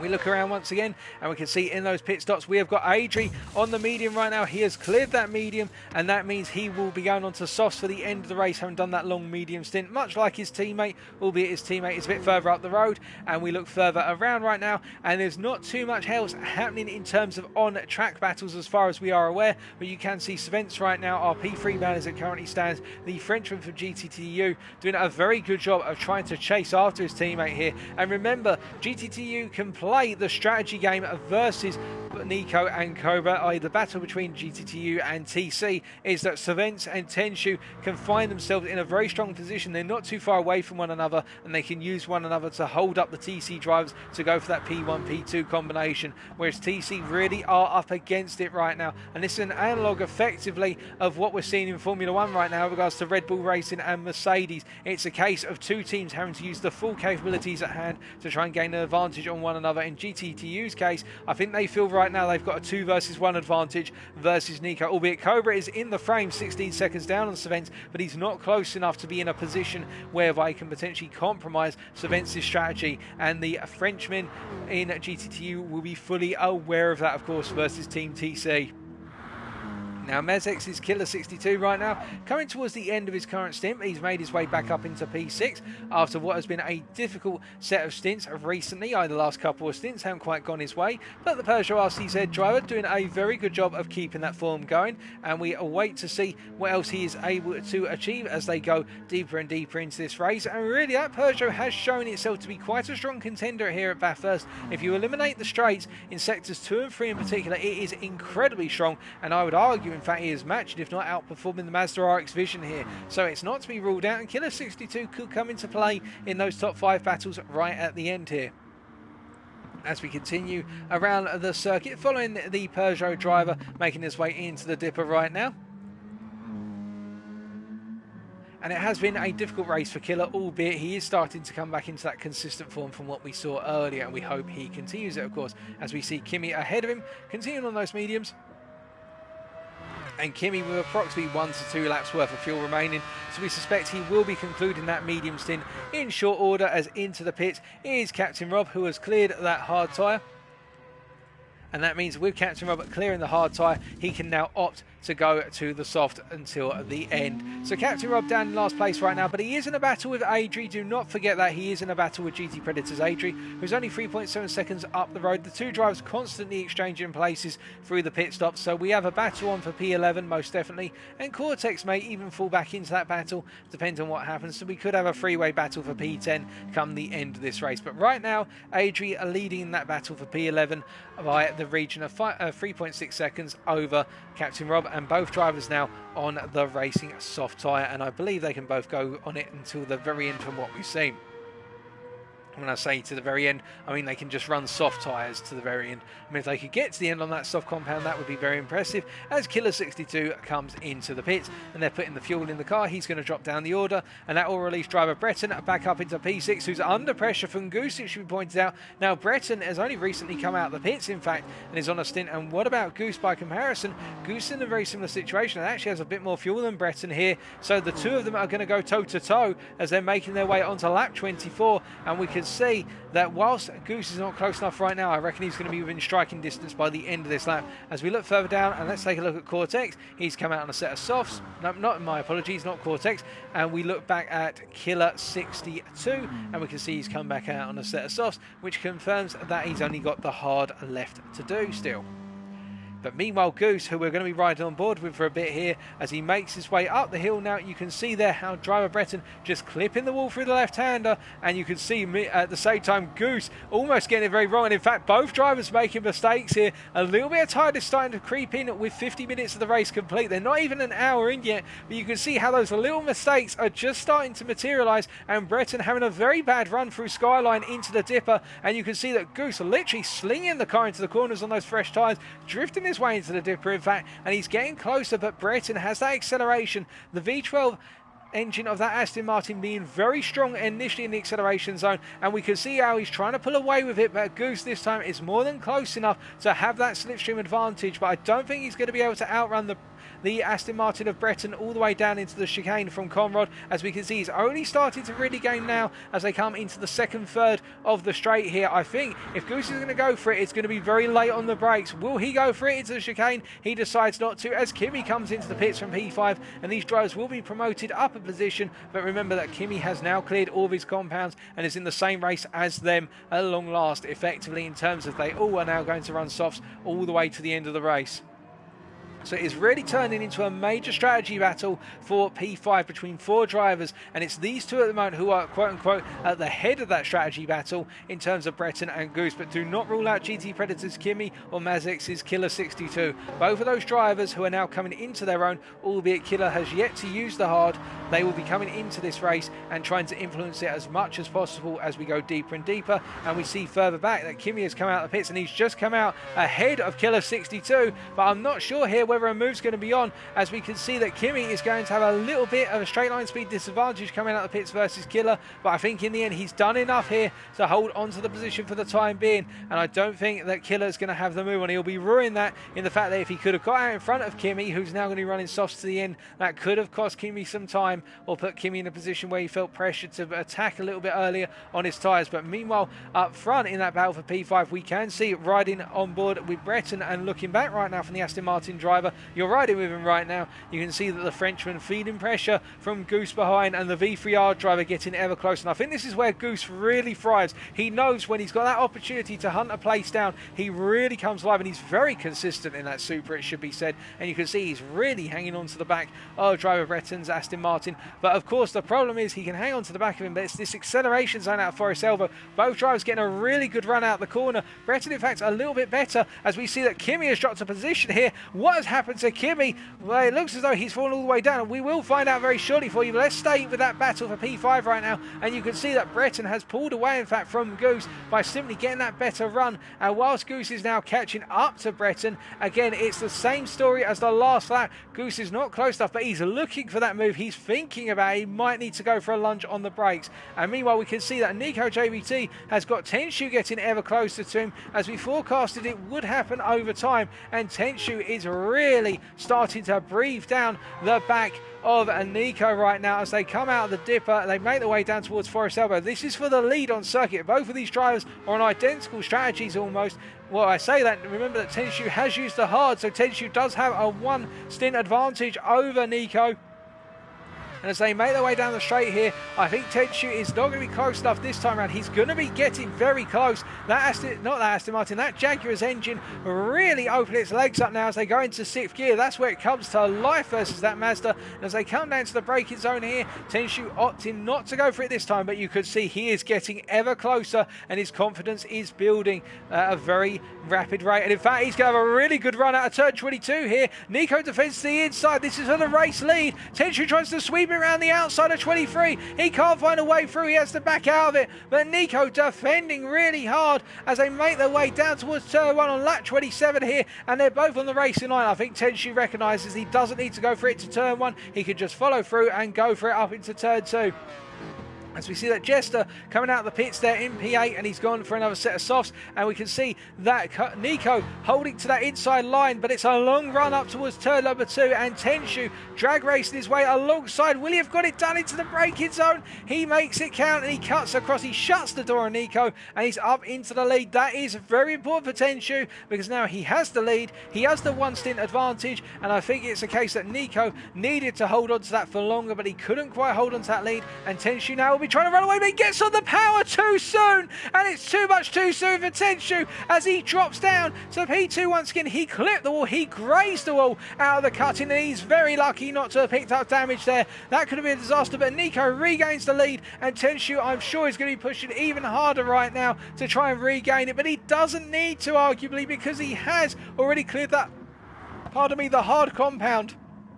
And I think Tenshu is just overdoing it a little bit. He'll want that lead out on circuit. He'll want that positional advantage because it will cement the race for him and take the pressure off entirely. But he won't want to bin it, and he almost did there. That was near fatal for Tenshu. But let's find out what happened to Kimi, who's down in P9 right now. So this is quite some time back on lap 25. Kimi in P7. Does he just get it wrong here going into Skyline? Does he miss it on the apex, or does he completely ride the apex curve too much? Oh, goodness me, he gets a little bit of snap oversteer coming off of the curb there into the dipper, and the car stuck there, and Jester actually clipped the car entirely. So Jester hitting Kimi, both drivers picking up significant damage there. That's what happened. So as a result, Kimi and Jester both down in P8 and P9 right now. They haven't lost too many positions, but they've lost a huge amount of time on track. And Jester, of course, going back to a set of softs, and Kimi having cleared all the compounds, no can go racing on the softs to the very end. But that's not what either of them will have wanted to have happened. That is very unfortunate there. Kimi getting it beached in the worst possible place, and now is having to get back into the race as we see Tenshu once again chasing after Nico for the race lead. It's the second attempt. I'm hoping this time that Tenshu realises that he doesn't need to overdo it coming out of the cutting. We'll wait and see, because Tenshu is looking very brazen, he's looking very fast, but he's not in position to do it on turn 2 on this lap, as we know that his teammate Savent is on the run to turn 2 right now, 12 seconds down on these guys. That's not him at the rear of your camera shot, mind you, as they come into the cutting, I should say, this time, and Tenshu all over the back of Nico, putting as much pressure on, but he's not able to get through. And I think for going for a move here, look how close he is. This, you couldn't separate these two with more than a butter knife, as you can see that Tenshu literally hugging the rear of that Mazda. He wants this move done on this lap. I don't think Tenshu wants to wait anymore. I think he's getting frustrated sitting behind that Mazda. He knows he's got pace to unleash. He wants this win, and he's getting ever closer as they make their way down into the dipper for the 28th time of asking, and Tenshu just literally stuck to the back of Nico's Mazda like glue right now. That Jaguar, the handling on it in the hands of Tenshu is phenomenal as they make their way through Forest Elbow here, and you can see as they come out, Tenshu is right in that prime slipstream zone. I think this is going to be done before they've even got halfway down Conrad, as you're going to see that Nico is going to plant himself on the left hand side here. I think Nico recognises there's no way he's fighting this off as they go side by side now. They come into turn 20 and they go into that right hander. Nico tries to swing back in the slipstream here at Tenshu, but he hasn't got the legs compared to the Jaguar, and it means that Tenshu takes the race lead. But we're going to stay with this a little bit longer as Nico gets a little bit of snap oversteer there coming out of 21, but Tenshu has got the lead and is now starting to pull away from Nico. So it took him a bit longer than he would have wanted, but Tenshu has regained the lead and will feel now that he's got this in his hands. He just needs to hold it together, and of course that battle in between the two of them will have given his teammate Savent a little bit of time to catch up to Nico. GTTU right now looking in the prime position for potentially striking a 1-2 here, if not definitely a number 1 and a number 3, as we see that Cobra meanwhile P4 right now, 25 seconds down. How can he get back into the battle for the podium, as we've got a car that's spun out at turn 22? Who is that? We're just trying to find out for you, ladies and gentlemen. Adri up into P11, and it is his main rival for P11. That is Captain Rob, who spun out. So let's see what happened to Captain Rob here, as we saw Kimi just come into the pits on a set of softs. I think that's the damage he picked up earlier. Does Captain Rob just simply make the mistake of getting too much on the power coming out of 21? He goes a bit deep on the brakes and the car snaps away from him. That's very unfortunate for Rob, but he kept it under control there as Kimi is in the pits right now, as is Rob. So this is a bit of a disaster for Rob. In fact, he's picked up the damage from hitting that wall, and he's, as a result, got that engine damage. And you can see that Kimi as well. Well, I'm not sure what's happened to Kimi here. He's come out of the pits. In fact, I think he's gone for a new set of tyres. I think Kimi might have even been coming to the end of a stint, or might have just had some light damage, as we're seeing more drivers come into the pits right now. We're trying to keep track of them for you folks. It's driver Breton into the pits, who is coming off of his softs onto another set of softs. He was in at P6 at the time. What if Goose in the end finding his way through, albeit that was an overtake at the pit line, I believe there. So Goose not gaining too much versus Breton, as we take a quick sip of water here.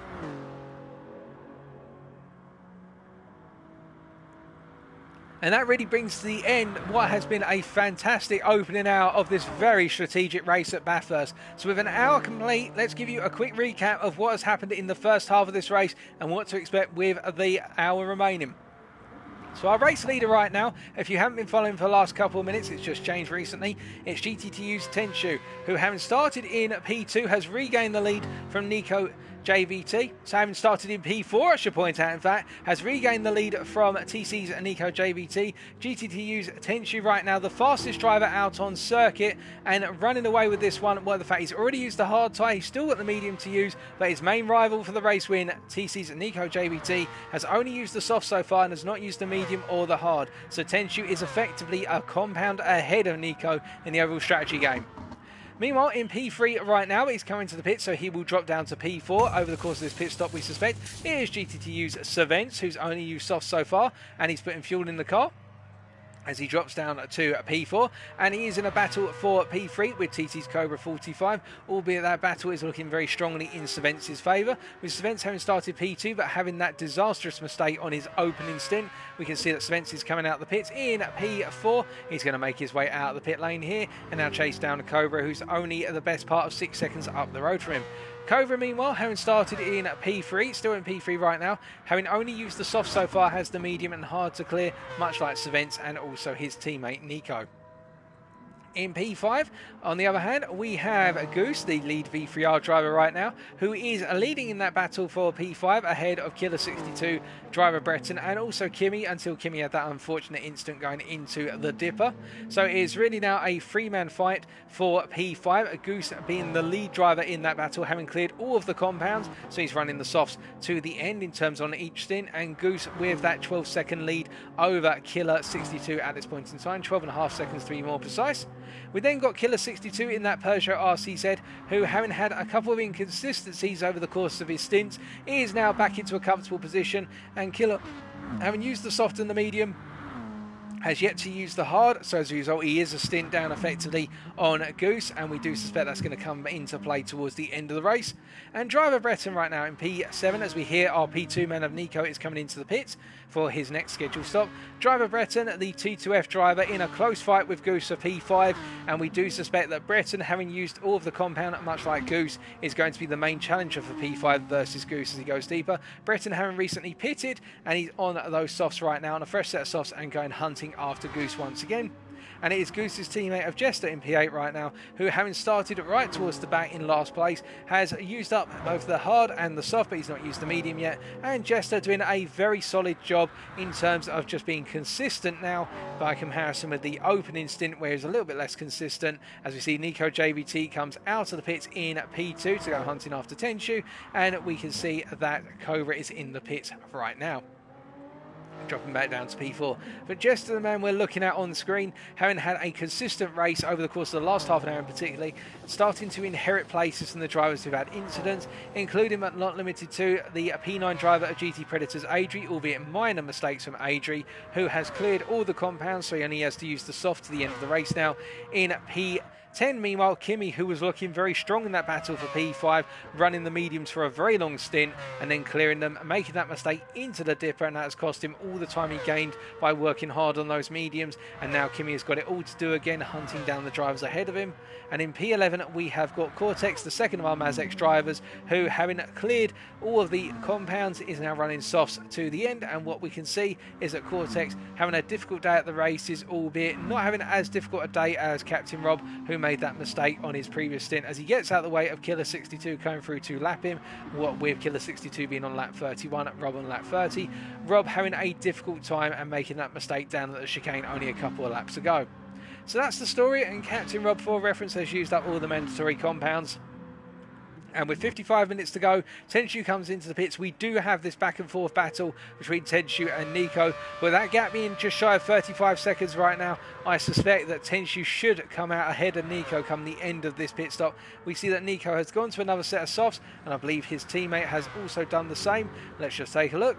Cobra has gone to another set of softs, so neither of the TC drivers opt in to change to one of the other compounds as yet to get it out the way, and that means that Tenshu will continue to have that strategic advantage. As we see, they are putting the fuel in the car right now. Meanwhile, Nico making his way out of the final quarter here. As he makes his way across the timing line, I'm presuming that Tenshu is going to be coming out of the pits as Nico goes into the braking zone for turn 1, and it is indeed the case. You can see the two on camera right now, and that window between the two of them is the best part of approximately 2.6 seconds. So Nico not too far back, but Tenshu really putting his stake in the ground for the race win right now, and Nico's got to try and find a way back through via strategy, or potentially Tenshu's got to throw this one away right now by making a major mistake.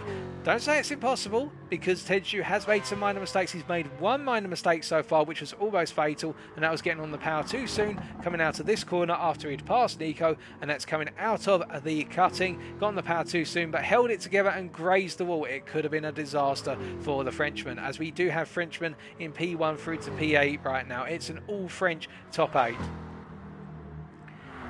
Looking further back, we can see that Mazex's kill of 62. What of the fact he's still ongoing, albeit Captain Rob is behind him. I think Captain Rob's going to be thinking at this point, I need to try and find a way past the guy who's lapped me effectively. What if Killer being on those old racing softs, Captain Rob on those newer tyres by comparison. So Rob having a bit of a difficult time here because he's not allowed to utilise the pace that he has at his disposal. Instead, he has to sit behind the Peugeot driver, and the Peugeot being much slower than the Aston Martin down the straights here. That must be incredibly frustrating.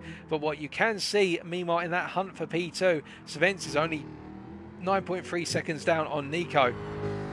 That gap has been coming down, and Svens having pitted quite recently. In fact, all of our top 4 having pitted quite recently. It is looking as though Svens is closing Nico down by the best part of approximately 2 to 4 seconds over a stint. So Svens trading lap times for Nico favourably, and I reckon probably at the remaining half an hour point we are going to see Svens and Nico come to blows with one another. And remember, though you have both not used any other compound than soft so far, so both driver has yet to flinch to go for the medium or the hard, and that is where, when they flinch to go to that compound, the strategy all opens up. But Svens is definitely hunting down Nico right now. The gap is coming down gradually, and we will keep you appraised of it as we continue to go in to this race. Now, driver Breton has got Goose behind him. Remember, Goose has only recently pitted, so this is the battle for P6, albeit Killer 62 will need to pit soon. So this is the effective battle for P5 on circuit, but Killer 62 may find his way back into this, depending on how hard they fight one another. Both drivers, of course, only using the soft, and we can see that Breton really feeling that pressure once again from Goose, and Breton on those slightly more worn tyres by comparison with Goose here, but they're both in a similar situation, albeit Breton using up a lot more fuel by comparison with Goose, and I think that's the advantage Goose has in terms of the overall strategy. Whilst both drivers are similar on pace, albeit Goose does seem to have a couple of tenths advantage on a good lap, we know that Goose is stronger in the fuel stakes with that Toyota Supra versus the Aston Martin, where Breton revving that engine out is having to use more fuel, and as a result that is costing him time in the pits that he'd perhaps not want. So it's getting very close between these two. This is the closest battle happening out on circuit right now, as far as we are aware, and we're going to stay with this one for a little bit longer. And you can see as they come onto lap number 33, they go through turn 1 here. Watch how as they go through this corner, you'll see the Aston Martin starts to break away a little bit. It has the stronger acceleration, but the top end then slides back into the favour of the Supra as it gets into 5th and 6th gear, and that turbo really starts to kick in. And now they're starting to make their way over the halfway point of this straight up towards turn 2. They go into the second quarter of the circuit, and you can see that Goose is now getting ever closer, but it's this back and forth tussle between the two of them in terms of straight line speed versus cornering. And it is the case, as we sit on board now with driver Breton, that I think the T2F driver will feel happy if he can hold Goose up for a couple of laps and then just stay within a couple of seconds of Goose as they go uphill now. And what it's worth noting is that overtaking here is not going to be possible, so Goose is going to try and hang on to the back of Breton as much as possible, and he won't want that gap to expand to more than half a second come the end of the hill, i.e. when they come out of Forest Elbow. That's where Breton will be able to get the acceleration down, and Goose will need to be half a second back, as we can see that Goose flashing his lights there, trying to send the signal to Breton, run on the racing line, I'm not going to overtake you here. And as they come down into the dipper, we can see that Goose falling back a little bit there, just getting a bit too close for comfort on the back of Breton. Breton. Now they come into Forest Elbow. We switch the exterior view here, and you can see that Goose very strong through Forest Elbow this time. I think Goose is going to have the move because as they run their way down, although I say that, look at the Aston Martin. It opens up its legs through third and fourth gear, and now as soon as we get into that fifth gear, you can see how it switches back immediately. These two cars being so close on performance right now. They've been tuned so well, and you can know that Goose is all over the back of Breton. Breton defends to the inside, Goose to the outside. Goose being given just enough room. He tries to hang it all the way around, but Breton says no, and Goose goes out onto the grass a little bit there. Breton using the full width of the circuit to defend, and Goose is going to have to try and find another way around. I think Goose is flashing his lights there, feeling inconvenienced by Breton, but Breton wasn't going to let Goose go around the outside, and that would have been a lot of faith from Goose to expect Breton to hold that space open there, given it was a left-hander, and Goose will have to consolidate and find another way through. I don't think Breton meant to push Goose all the way there, but overtaking on the outside is a trust exercise there, and Breton wasn't going to give him the space of day to get it done. So that means Goose drops to 1.1 seconds back right now, but some hard defending from Breton, but it's just about fair in my books. But of course the stewards will decide on that. That's why I drive to report it after the race. I'm just a commentator at the end of the day, and we can see that meanwhile in P4, Cobra just simply doing enough right now to hold on to P4, but I don't think he's got an answer to the top three. I think Cobra is just struggling to find a way into that battle for the podium unless one of our top drivers makes a mistake. As we look further out, we can see that Breton are being caught up again already by Goose. Goose really hammering it down here, although he went a little bit wide there going into the first left-hander sequence, and I think that Goose is just getting a little bit rattled. The Goose is getting rattled in its cage right now, as we can see that he's just taking the full width of the circuit. He's got to be so careful not to run out onto any of the grass in the hill section, because that could completely destroy his race. As we see up front, meanwhile, that Tenshu now opening that gap up to 5.2 seconds. Nico again still being closed up by Savents. That gap has dropped by 2 seconds over the stint so far, and we've still got a sizable chunk of this stint to go. So in fact, our prediction that Savents will close up by 2 to 4 seconds, it might be as much as 6 seconds come the end of this stint, because Savents is really getting a foot down right now, and you do have to wonder whether Nico's focusing more on his rear view mirror and that timer rather than looking ahead of him right now, because this is not comfortable viewing for Nico or indeed Team TC. As we see this man right here, Savents, is on a charge. Killer 62 comes into the pits from P5. He will drop down the order, of course, and give the places back to Breton and Goose in that battle for P5. But what is Killer 62 going to do this time? He still needs to use that hard, mind you. Will he go to that hard tyre finally, or will he continue to stay on the soft and go even longer into the race? I think if you're in Killer shoes right now, it's worth going to that hard and get it out of the way. You've got the window to do it. You may as well do it, because the next driver down the road is V3R's Jester. And well, to be fair, Jester, he will eventually come back out in front, but given the fact that Jester has yet to use the medium, it gives you the stint advantage because you will clear it in one lap. And if you can come out ahead of Jester on the hard and hold him up for a little bit, but Killer 62 comes out of the pits in P7 and opts to go onto another set of softs here. So Killer's going to be leaving that hard tyre until the very end of the race here. Whether that's a good idea or not, we'll wait to see. We can see Breton is being closed in again by Goose, but I think what Goose is perhaps going to do this time is just stay within a second of Breton and realise, you know what, perhaps I can do some extra fuel saving, perhaps I can jump Breton in the pit sweepstakes, because right now Goose is looking very strong in terms of the strategy aspect. Both drivers, of course, on similar strategies, but Goose able to make the tyres and the fuel tank go longer, and Breton, meanwhile, starting to come to the end of his current stint. He's only got approximately 3 laps as Goose has got it very wrong. What has happened to Goose? He's hit the wall. Let's find out.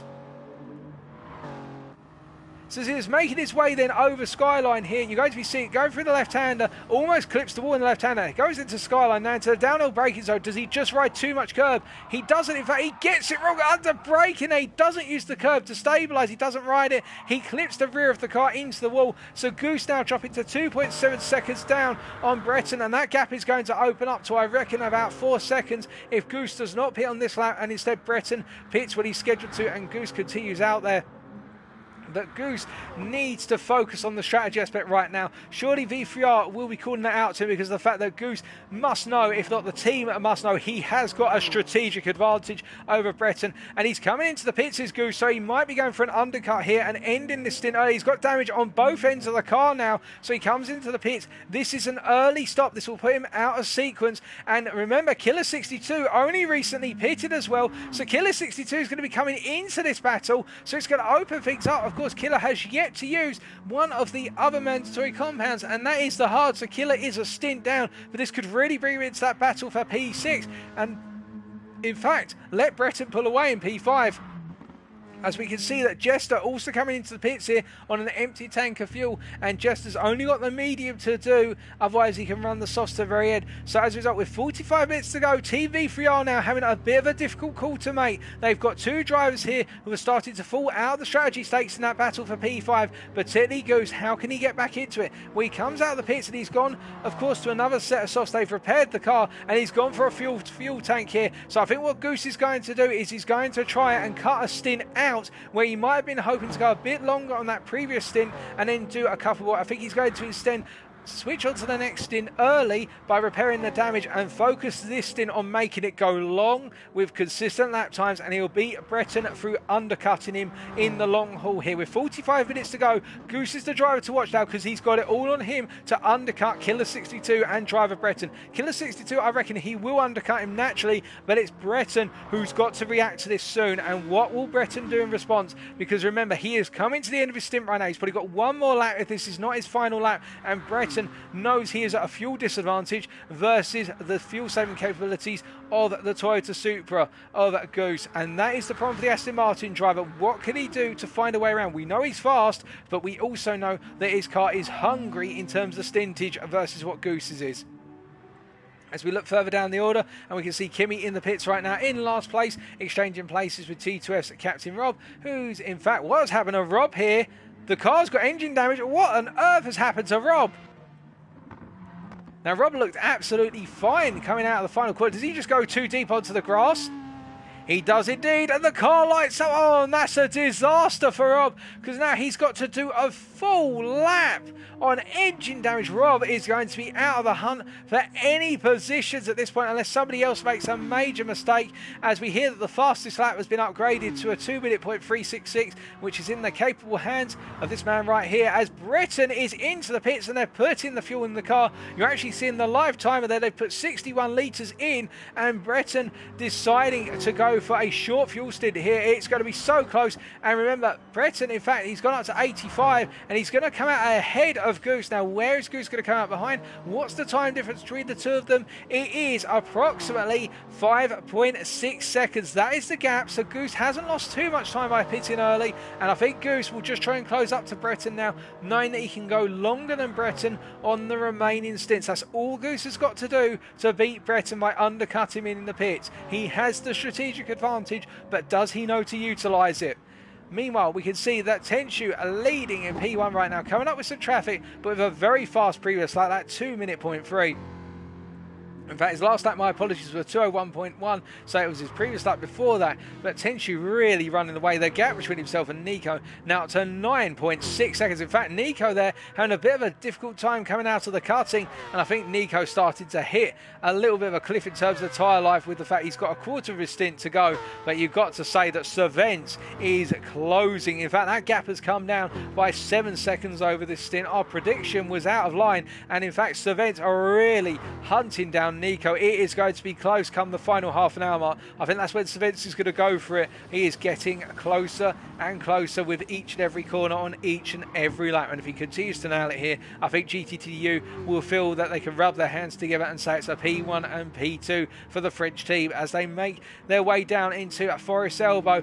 Cervence will be thinking that Nico is in his sights, and he'll be seeing him a little bit further up the road in the distance right now, and Nico will be seeing Cervence in his rearview mirror at a distance on the Conrod straight and thinking to himself, great, I've got that to deal with, and it's getting closer lap after lap.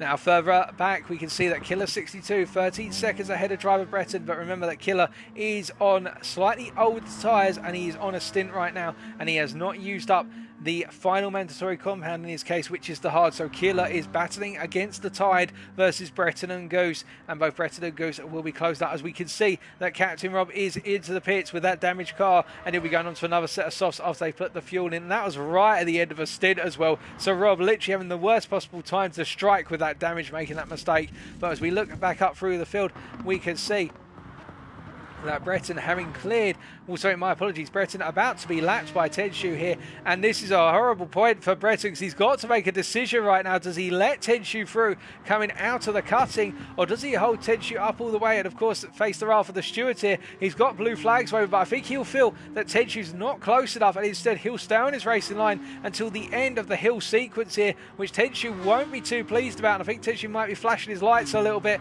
but of course now they're running over the hill, so this means that Tenshu's got to accept it, as Tenshu gets a little bit of a slap of understeer there going through the left-hand sequence before the skyline, and you can see that Tenshu getting away with not damaging the car but clipping the wall most certainly here. So the Jaguar driver starting to feel that understeer from the dirty air of the back marker ahead of him, and I think he'll be pleased when Breton is out the way after they come out of Forest Elbow here, and he'll be praying that Breton could get out of the way sooner than this as they make their way out of Forest Elbow, and immediately Breton are lifting off there and Tenshu are going through, but he'll feel that he has lost a bit of time, and Nico still being closed in by Savent as they come through Forest Elbow for the 39th time here. And you can see in the rear of your camera shot very briefly Savent coming through Forest Elbow right now, and Savent's in fact going a little bit deep through Forest Elbow, but he will regain the time he's lost on the straight here due to his engine power. So it's tit for tat between these two, and I think Savent feels that he's done a great job of closing this gap down.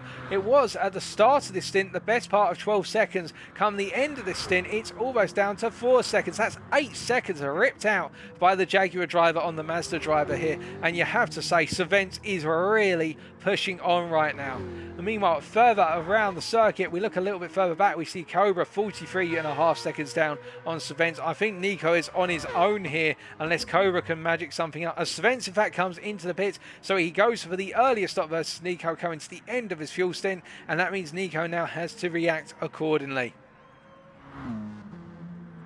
As we see Killer 62 making his way into the cutting and in that comfortable P5, albeit on circuit, but strategy wise we suspect he's down in P7.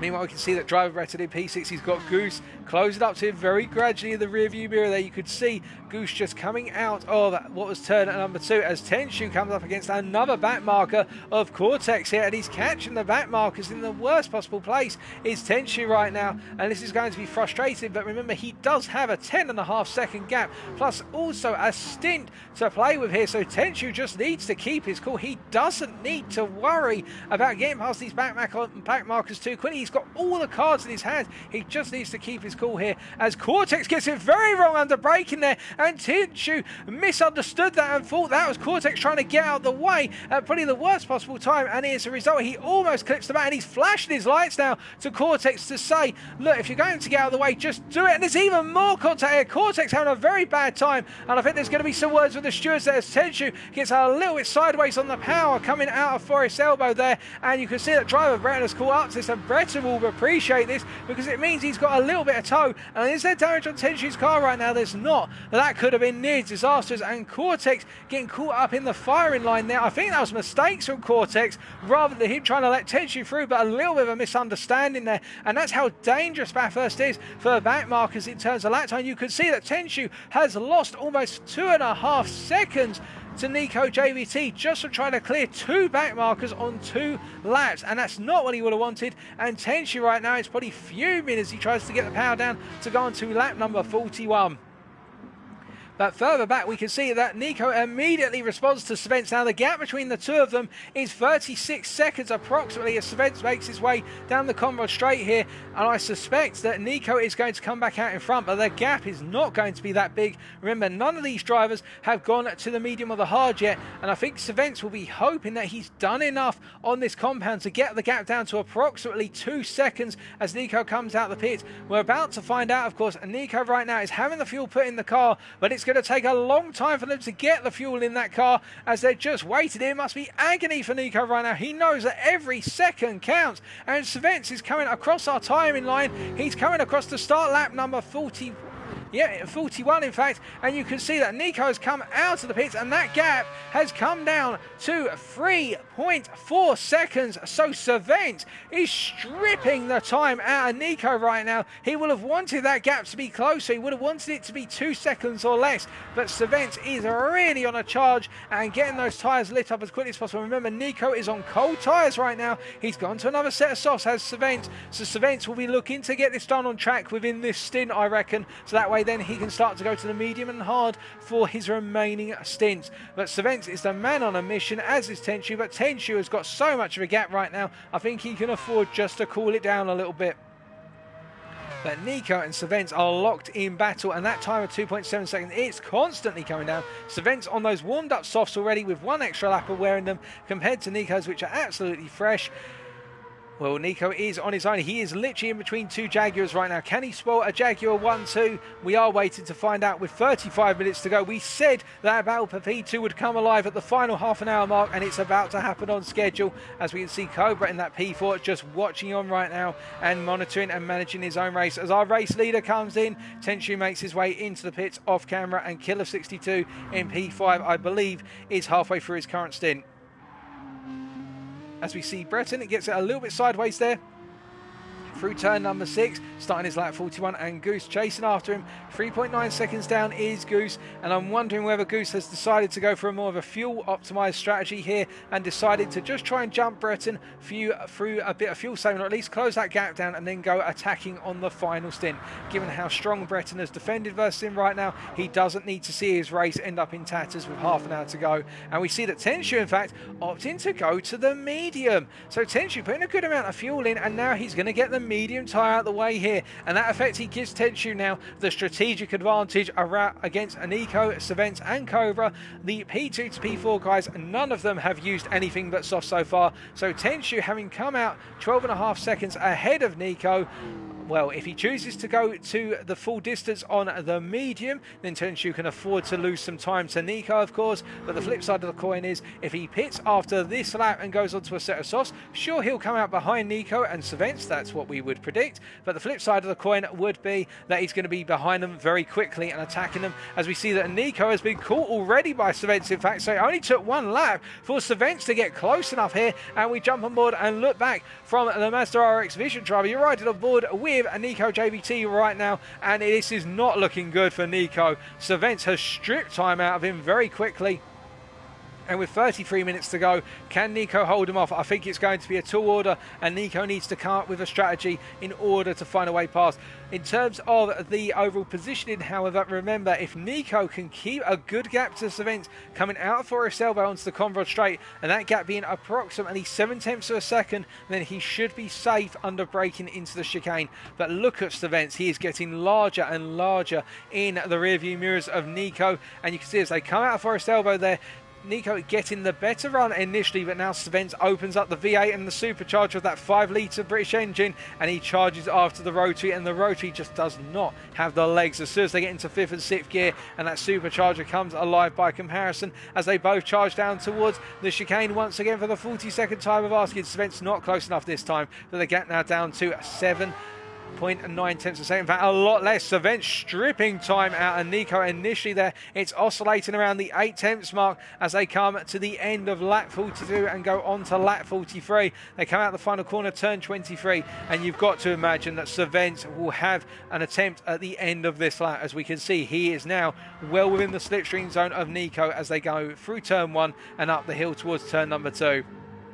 Now, if you're Savent, you'd love to get it done come the end of the straight, but I don't think he's got enough distance. We're about to find out. We can see that Nico's going to be looking at his rearview mirror. Savent is getting closer and closer. The gap comes down to 4 tenths. It comes down to 3 tenths.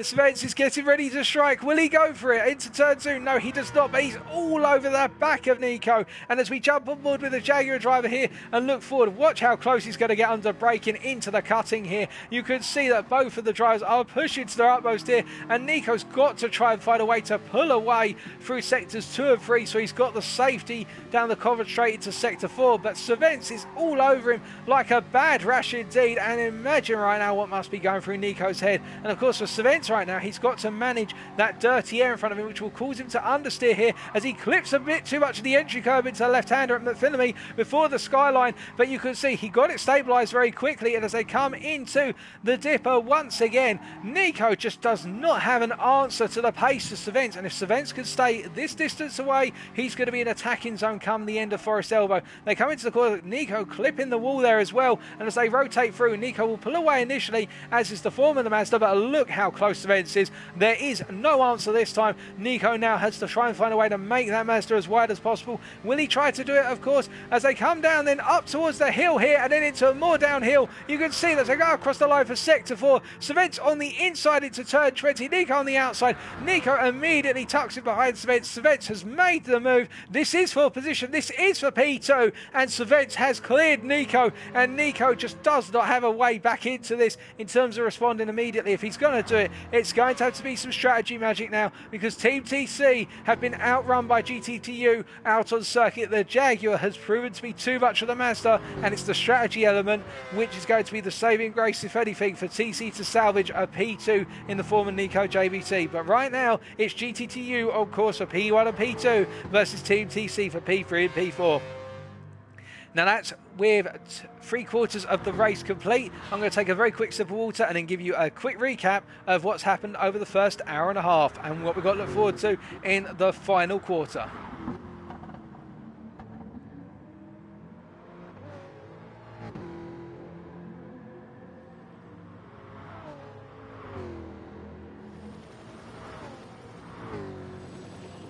So after an hour and a half, this man right here, GTTU's Tenshu, has been leading from effectively the start, albeit he didn't start on pole, he started in P4, but after making quick gains on the Mazda drivers around him and at the demise of his own teammate, Tenshu has taken firm grip of the lead of this race. He has cleared all 3 compounds. He's currently on the racing medium. He is using that mandatory compound right now. And he's got a bit of traffic in the form of V3R Jester, but Jester will most likely stay over to the left as they come out of Forest Elbow here and make their way onto the Conrod Straight, and Tenshu will just simply slip past the Super Driver as they charge down, and you can see he's going to be doing so in a very short order. But Tenshu has been the dominant driver, displaying his pace here as he's drag racing with Jester, but Jester will tuck out of it eventually.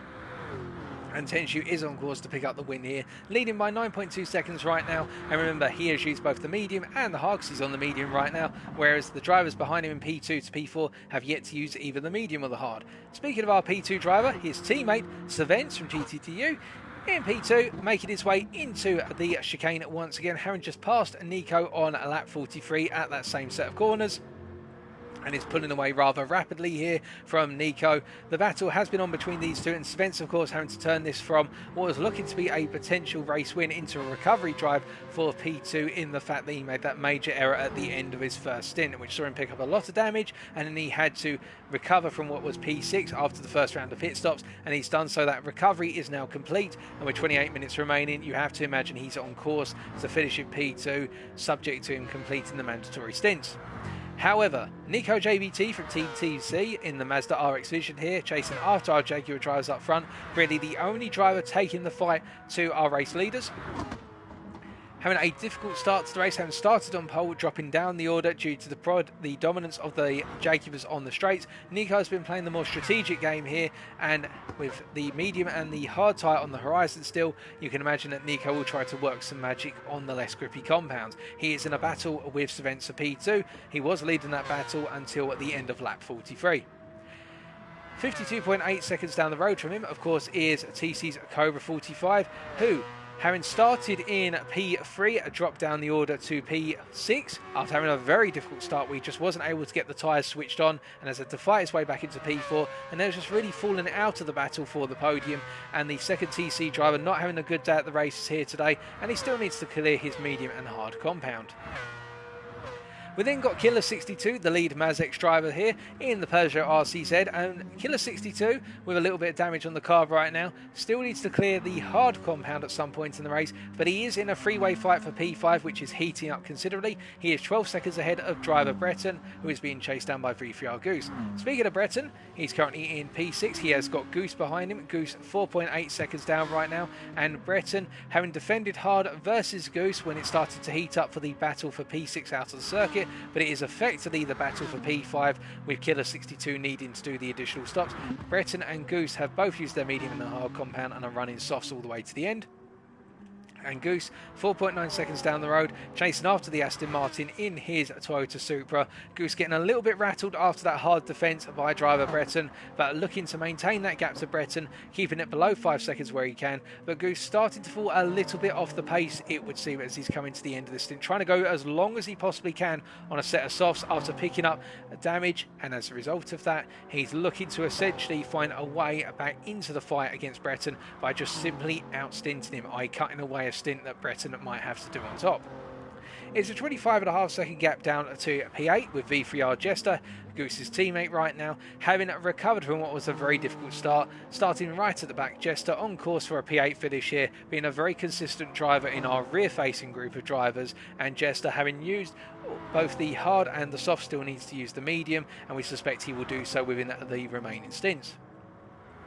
Kimi, meanwhile, well, Kimi, it started off fantastically and then it's been a disaster. After that mistake at the dipper, breaking into the dipper, putting the car into the wall and taking severe engine damage, with Cortex also charging into the car. And what we saw is that Kimi dropped from grace in what was potentially looking to be a four-way battle for P5. Kimi being the fourth man in that battle. He's now having to recover, and he's recovered to P9, but I think anything higher on the cards is not going to be possible today unless Jester makes a major error or there's something we haven't seen. Kimi having cleared all of the compounds. His teammate Adri, 20.5 seconds down the road on him in P10. Similar situation, Adri not having the best of races. He's cleared all of his compounds, but unfortunately Adri just does not have the pace to get any further up the order. As we see into the pits comes both driver Breton and Killer 62, so this is important in that battle for P5, because remember, Goose has decided to go long here versus Breton. Now, will Breton go for a long fuel here, and what will Killer 62 do, knowing the fact he's still got those two mandatory compounds? Goose, to give you an idea, folks, is coming to the end of his current stint, but he's gone much longer on this stint by comparison with Breton. We can see that Killer 62 going for another set of softs there, so Killer literally going to leave the soft and the medium until the very end. I think this is putting him out of contention for P5 here, as we see Breton is only 1.6 seconds down on him. Now, will Killer defend hard versus Breton? That is the big question, of course, as Breton has not fueled to go to the end. Instead, he's only fueled approximately 61%, as he always seems to do so. And I think what it is in Breton's mind, he needs to do sprint stints versus Goose's longer endurance stints, and that's what it's all going to come down to. Breton will have, I think, one more pit stop potentially, albeit it's going to be very close there in terms of where he has to do another one or not. But Killer right now catched up, but Breton has also got drivers behind him who are on the leading pace. The blue flags are gradually being waved, and it's Savents, my apologies, who's coming up behind these guys right now to try and clear them. Looking down that order even further, we've got Cortex, the second arm Mazix drivers, having had a very difficult race, much like Captain Rob, but he is in a battle with Captain Rob for P11 right now. The two drivers getting ever closer to one another. Cortex with that damage all over the car on the front end, and we can see that Cortex has used all of his mandatory compounds, and Captain Rob having had a very similar story, to be honest, with a good amount of damage being picked up and needing to be repaired. Rob trying to find his way past the Peugeot driver here. They go into the cutting for the 45th time of asking, one of them being a lap down, and we can see that both drivers have used all of the mandatory compounds, and now it's a race to the end for them. And Rob not able to find a way through this time. I think it's going to be a case that he's going to need to try and find a way through coming out of Forest Elbow here, because there's not really going to be anywhere for him to overtake in that Aston Martin versus the better handling Peugeot as they make their way into Skyline, and now they go through the downhill section towards Forest Elbow. Of course, coming up first is the dipper. Rob looking to try and get alongside Cortex there, but that would have been a very dangerous attempt at a pass. I think Rob realised that before it was too late and backed out of it at the last possible moment, keeping himself nice nice and close to the back of Cortex here, as we are seeing some position changes. Jester and Goose into the pits, so we will come back to that shortly. But meanwhile, in the hunt for P11, we can see that Rob versus Cortex. Rob is all over the back of Cortex. I think this is going to be a formality here. Cortex holds to the left, Rob to the right, but for the reverse on our screens, and we can see that Rob here up into P11. The Aston Martin's engine proving too much for the little Peugeot RCZ's engine by comparison. That Peugeot just does not have the straight line speed, and Rob gains P11 for the time being. That is a recap of the order. We have got 21.5 minutes to go, and we can see that Goose, has he refueled all the way to the end here? He has indeed, Goose. So I think Goose may be opting to try and go for a longest possible stint versus driver Breton. Now, who's going to pay off here? Who's it going to work out for? We can see that Breton at 12.7 seconds up the road. Surely Breton's going to have to do a lot of fuel saving in order to get himself to the end with that 20 minutes to go. But we will wait and see for you. Or has he done enough? And is Goose actually the more aggressive on the fuel? And that's why he's going for more and more fuel as we're going deeper into the stints.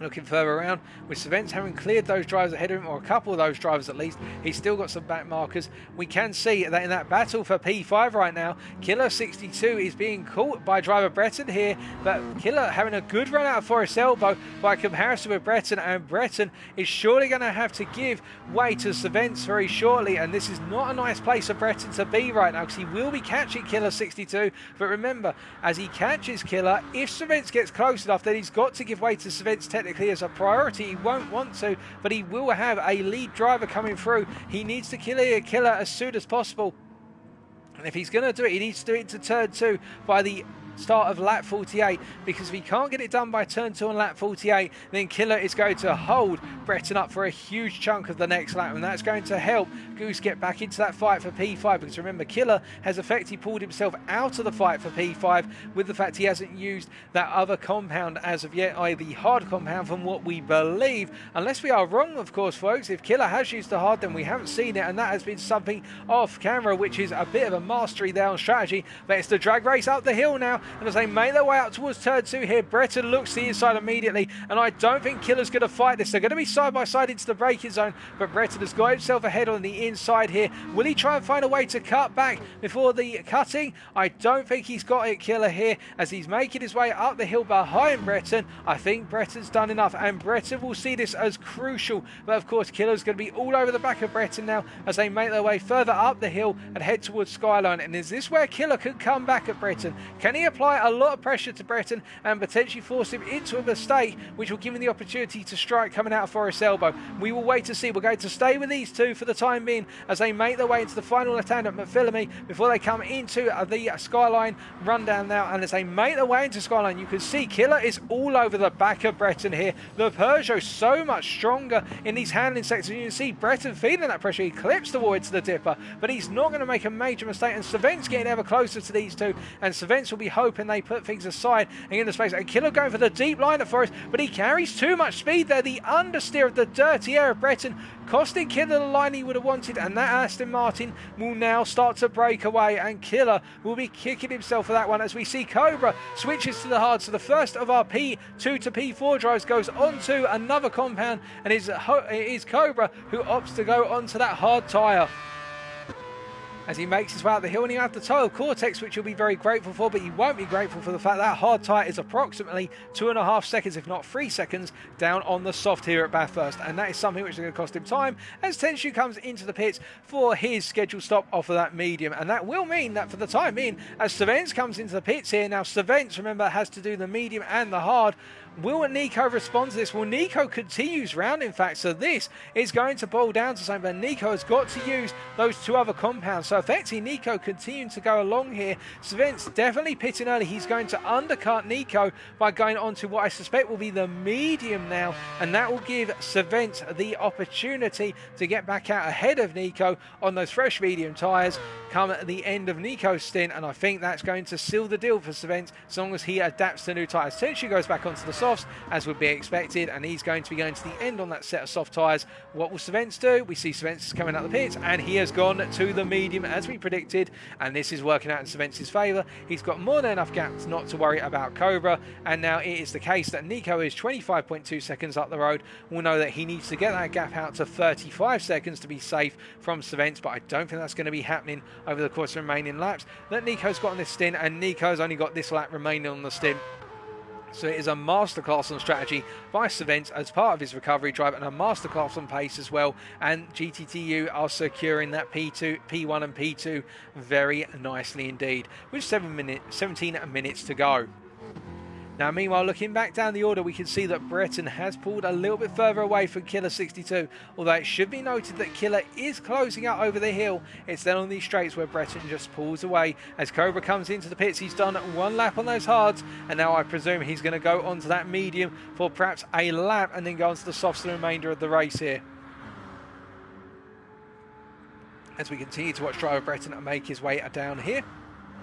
And meanwhile, Goose, who's only 12 seconds down on Killer and Breton, albeit remember that Goose has got a lot of time to make up on those guys, and I think he is trying to make it to the end on this stint right now, trying to make the stint go long, i.e. with the aggressive fuel usage at Bathurst that we're seeing with our drivers. And as we can see that Breton right now coming across the timing line here, and in fact Cobra looking a little bit vulnerable to Breton, but I think that's going to be an informality, because unless Cobra makes a mistake, he's gone onto that medium, and that is to take him to the end. As we see Nico coming into the pits at long last, and this I suspect is to go on to either the hard or the medium, and then we're going to see one lap magic if it is the hard, and then he'll go to the medium until the very end. But of course, from Svens' perspective, well, Svens right now is coming up to the final corner. He's going to re-inherit that race lead. Sorry, not that race lead, that P2 lead, I should say. And then he is going to be running off into the distance, having only the hard to go, of course. Now, will Nico go for the hard first and then the medium and try to find a way back at Svens? Either way he does it, there is a significant deficit. And you can see that Nico is now coming out of the pits. But that gap is the best part of what is approximately 5 seconds. So as a result, Nico's now got to work hard to get a 5-second gap down on the medium tyre. Perhaps he'll feel more comfortable in it, perhaps the Mazda will be better on the slightly less grippy compound. Let's wait and see. But Breton, meanwhile, now remember that Breton has only got under a quarter of a fuel tank. So remember what we said earlier, ladies and gentlemen, about Goose fueling long because he had to react to that damage he picked up and the mistake he made. I think Goose has actually really thought about this one well, and that's why we're not seeing Goose push too hard. He's effectively 13 seconds down on Breton, but with the pit time alone here being approximately 25 seconds, and when you add the fuel on board, 20 to 25 seconds, and when you add the fuel on board to that, you end up with a 35-second pit stop. That's what Goose has played into the hands of, and Goose right now is looking very strong. This man right here is looking very strong to bring it home in P5. All he's got to do is nail the stint and not make any mistakes with 14 minutes remaining. He has got no pressure on his shoulders right now other than pressure he creates for himself. This is going to look a very solid top 5 finish for Goose. He has played this well and he has reacted to his mistake earlier very well, and Team V3R have worked the strategy back into their advantage versus the more fuel thirsty driver Breton in that Aston Martin. T2F have not got the strategy right here, and we can see that Killer 62, well, Killer unfortunately just taking himself out of contention for the P5 situation in the fact that he just does not have the soft tyre to run to the end. He has to use the hard at some point still, and that is what's holding him up. And it is indeed, as Cyrillic says in the chat, is it a golden goose or is it the goose cooked? Well, I think in this case, for this little goose right here, it is a case of a golden goose because they have worked this one out very nicely and Goose has played it smart. But we will wait and see, of course, because it's not over until the checkered flag is waved and they cross that line. But what you can see is that his teammate Jester right now really pushing on, and 27.3 seconds down on Goose. I think Jester will be pressing on in the fact he may be able to pick up a P7 here versus Killer, in the fact that Killer has still to use that hard tyre and he'll use it right at the end, I suspect. And let's take a look at Killer's fuel right now. Let's see what he's got left. Well, he's got more than enough fuel to simply get it to the end minus 1 lap and then go on to that hard. And if, given the fact he's got a 14-second lead over Goose, I don't think Jester will be able to close that down because that is effectively a 39-second gap to Killer from Jester to Goose. From Jester to Killer. So I think Jester, in fact, will be holding on to P8. He will not be surprising Killer unless Killer makes the mother of all mistakes. But as the driving continues and the racing continues, we've now got 12.5 minutes remaining. You can see that Tenshu 12.2 seconds ahead of his teammate, and really the two of them are running away with this, and Savent's in fact getting that medium tyre nicely switched on. He's got the hard still to do, as has his main rival for P2, Nico, but Nico 6 seconds back. He's closing up a little bit in the uphill and downhill segments of Sector 2 and Sector 3, as we get a weird distortion there from the rotor blades of the camera helicopter on Savent's front lights, but we can see that Savent just seems to feel so comfortable right now, as does his teammate. The GTTU guys have mastered this one, and they're pulling away with it as Breton comes into the pits, and this is going to give Goose P5 as we understand it, because remember, we will see Killer 62 have to pit to shod that hard tyre, and we're going to see Goose come into the final corner here, and I think he'll be smiling at this one. He'll know that he's played the strategy back into his favour, and Breton will have it all to do. Breton, meanwhile, folks, to give you an idea, is sat in the pits. They're changing the tyre compound now, and they're putting the fuel in, and this fuel is to take him to the end of the race, and Goose is already onto the run to turn 2, and Goose is charging away, and that gap is going to be approximately 20 seconds when Breton comes out the pits. Well, it may not be 20 seconds, in fact, I think that's an overestimation. It's going to be the best part of 9.5 seconds, and Breton coming out the pits right now. You can see he hasn't had to put as much fuel in the car as he perhaps would have needed to normally, but Breton chasing after Goose now. That gap is 9.5 seconds, and he will be putting in qualifying laps here, will be Breton. Meanwhile, Goose, if you look at his tyres, you can see that he has actually picked up some front damage there, in fact, Goose, so he hasn't had it all his own way, and that's why he's a little bit further down, and Goose has got 11 minutes to hold on here. This is looking dangerous for Goose, because that damage is going to be costing him time. What can Breton do? And when he gets close enough to Goose, if he does, of course, the big question will be, how hard will Goose defend, knowing what Breton did to him earlier on? That's what we'll wait and see from Goose right now, but Goose is in that little bit of danger zone, and Breton has already in Sector 1 and 2 alone. Breton has taken half a second out of Goose. That is a huge amount of time to be stripping out, as Breton makes his way over Skyline then, and you can see that half a second has been stripped out, and Goose pressing on his merry way. And looking further back, we can see that Jester, meanwhile, not able to get in the fight to support his teammate here. So I think it's the case that V3R aren't able to make a strategy, as Jester has got it very wrong, coming out of McPhillamy and into Skyline there. What has happened for the French driver? So as we ride on board here, I think what you're going to see is a mistake we see for another driver. He goes for the second left-hander, he comes into the third one, and does he just simply take too much of the exit curve and go onto the grass? He does indeed. One wheel pops onto the grass. He tries to hold it together, but the rear end just gets out from underneath, and that's very unfortunate for Jester, as he will now have that damage on the front of the car, which I suspect he will try to nurse home to the end of the race, given that there's only 10 minutes to go. He won't want to pit again, although he does have the free pit stop, to be fair, but at the same time, he'll probably feel that if anybody ahead of him makes a mistake, he will be able to gain more places than the time he will save by pitting. So we will wait and see. A Jester right now will be just nursing that car to the end, as we do see that Killer is closing down on Cobra. In fact, he's closing down on Cobra little by little. What if Cobra making that pit stop to go onto the medium tyre? Well, he did that a little bit earlier, in fact. My sincere apologies. We're getting our numbers mixed up here. But Cobra just ran that medium to the end, and Killer 4 seconds down him. But remember that Killer on those softs right now still has to use the hard, unless this is a strategic masterclass.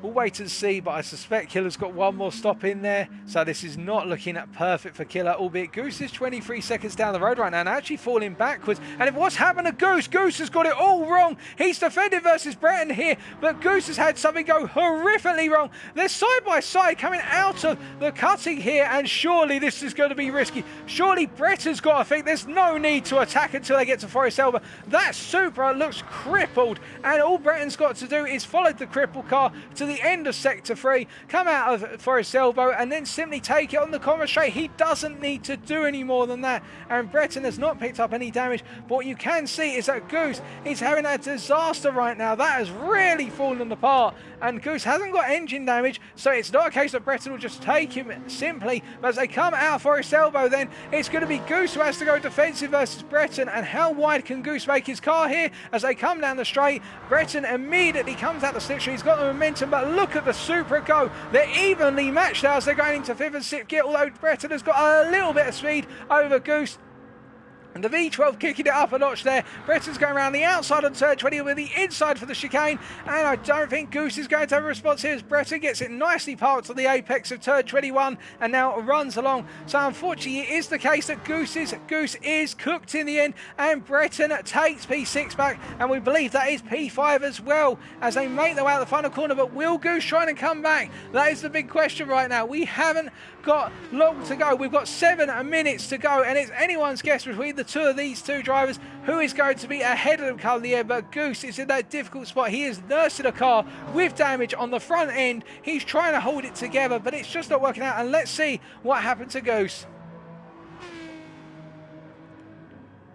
So as he was making his way up towards the cutting then, does he simply go to... In fact, he went deep and just slid onto the wall and had to get the car out of the wall, but he was struggling even before that. It's worth noting, we could see that he seemed to just be losing pace hand over fist here. He's all the way up the back of Bretton now, to be fair, but I think in Goose's situation, he won't have wanted this, surely. And we can see, meanwhile, further up ahead, that Cobra is being closed down by Killer here. Now, Killer, assuming he's still got to do the hard stint, he could do a little bit of damage to Cobra's race by simply closing up to him and overtaking him. But there's not that many laps left. There's effectively, for these two drivers, 3 laps remaining come the end of this lap. Let's see what happens with them, of course. But Bretton right now, he is pulling a little bit away from Goose as they make their way into the dipper for the 54th time of asking. They must be exhausted right now going through that corner. Such a tricky corner. You've got to stabilise the rear end of the car, and then charging down the hill once again into Forest Elba they go. And it does seem to be the case that Goose just not able to gain an advantage anymore over Bretton, and he's got the blue flags waving as well.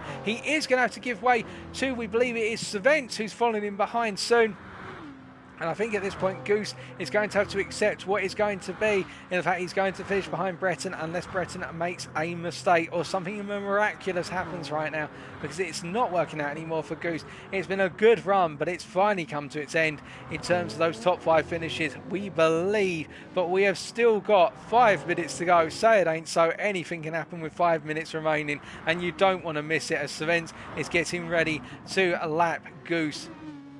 I think Goose is going to be lifting out as soon as he possibly can, but I think he'll try to tuck in behind Savent as they make their way up out of turn 1 into turn 2 to gain a bit of slipstream and a bit of time back for the fact he will lose time lifting out as Savent gets ever closer to his rearview mirror, and Goose really struggling with that car right now. And you can see Savent immediately going on the lap there, and Goose getting over as far as he possibly can, obeying those blue flags and tucking in immediately as we predicted to try and get a little bit of time back running in the slipstream of Savent.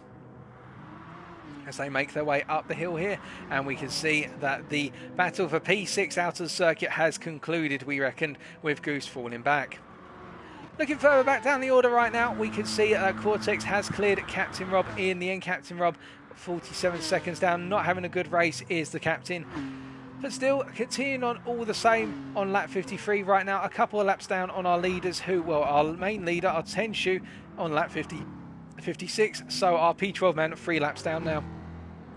As we can see that Tenshu 16 seconds clear of anybody else. And remember, Savent does have to use the hard tyre, as does his pursuer Nico. And then Cobra right now pulling it away from Killer at long last, starting to get a little bit of gap over Killer 62. I think Cobra will feel a little bit more secure now as Killer 62's soft tyres are finally hitting their cliff. And I think we should expect a pit stop from Killer 62 within the next lap, which should be ideally on this lap, but on the other lap if not. Assuming, of course, that we've got the strategy right and we haven't missed that hard compound from Killer. But I think it's spaced out enough now, ladies and gentlemen, that the final finishing positions are starting to be settled in. Of course, anything can happen with 3.5 minutes to go. It has been a very difficult race for all of our drivers involved. And really, to give a quick recap, Tenshu has led this one after what was a slightly tumultuous start. Tenshu started to run away with it after the opening couple of laps, and he's never let go of it since. He's managed this one perfectly on the strategy, squeezing in the hard and the medium compound within his opening stint for the hard, and in the midway point for the medium. It's worked out so well for Tenshu as he continues on his way on the softs right now. And his teammate Savent, after having that disastrous opening stint where it was going so well until he binned it at the end of the stint and had to get it all back together, he recovered from P6 to P2. It has been a very strong race for Savent, and he's probably wondering right now, could he have taken the fight to his teammate? Well, of course, he won't know that until the next race. it will be a what if.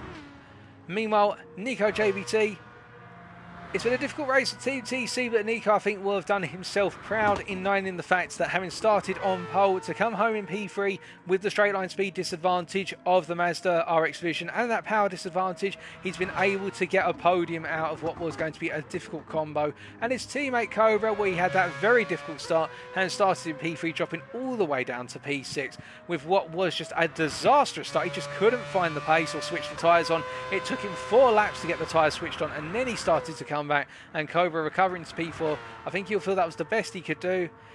Killer 62, we've still got our eyebrows about, will he pit at the end of this lap? We're going to stay with him. If he doesn't pit at the end of this lap, then we're going to assume he did clear the hard much earlier on, and this is going to be a surprise for us all, as Savents, Nico and Cobra still need, well, not Cobra, Savents does need to pit to clear that final tyre compound.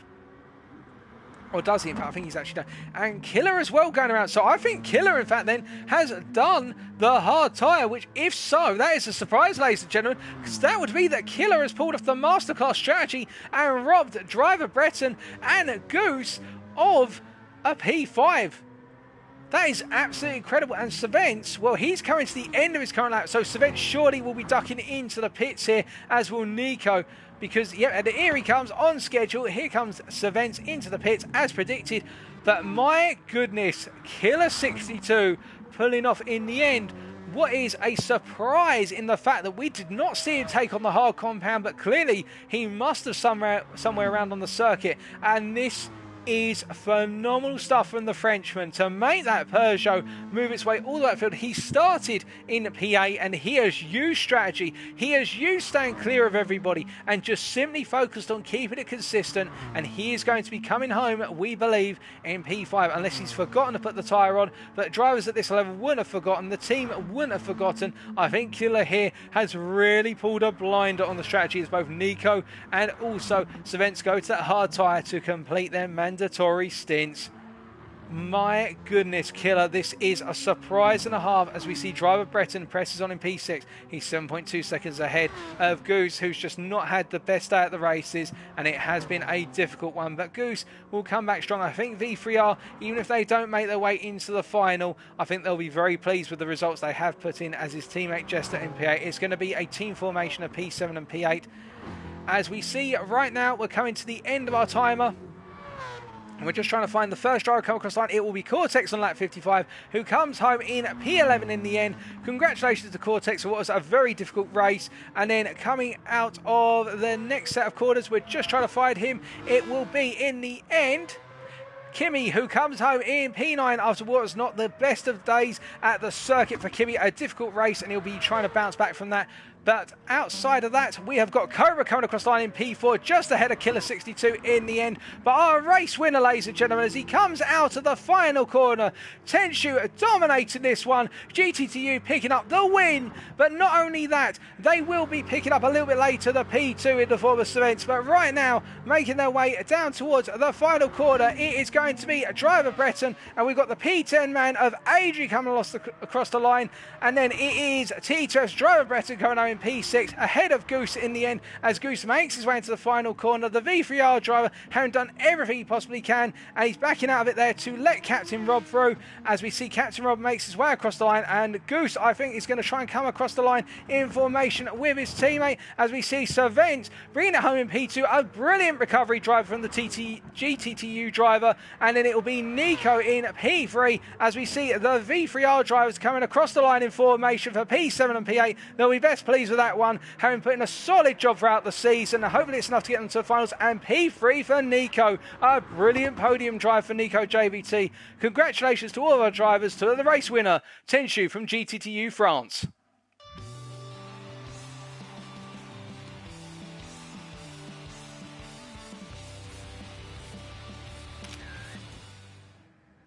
Well, what a brilliant 2-hour race at Bathurst. Bathurst has provided us with some fantastic racing, but you have to say that in those race results, here are the final results, subject to any stewards' inquiries. Tenshu running away with this one, winning by 36.6 seconds ahead of his teammate Savents, who in turn finished 14 seconds, almost 15 seconds clear of Nico. The TC driver there rounding off our podium, Cobra 45 his teammate, and Mazex's Killer 62 rounding off our top 5. The fastest lap going to Tenshu on lap 34 with a 2:366. A phenomenal lap there from Tenshu, and what we came to expect from the driver who just dominated the field. Tenshu putting in a solid performance. And it's quite funny there, ladies and gentlemen, as well. If you exclude the Mazex and T2F drivers, a lot of the teams finishing in formation there in terms of pairs. And what a cracking race. And well, that concludes our semi-final, and what a way to wrap up the semi-final for Pool B. And it is worth noting effectively that with that result, what I can hopefully say to you is that in the team standings, GTTU will have done more than enough to got themselves into the final. They went into this one in P4 in the overall standings. That will be enough. Team TC as well with that P3 and P4 will have got themselves into the final definitely. As they came into this one in P2, that will be enough to get them there.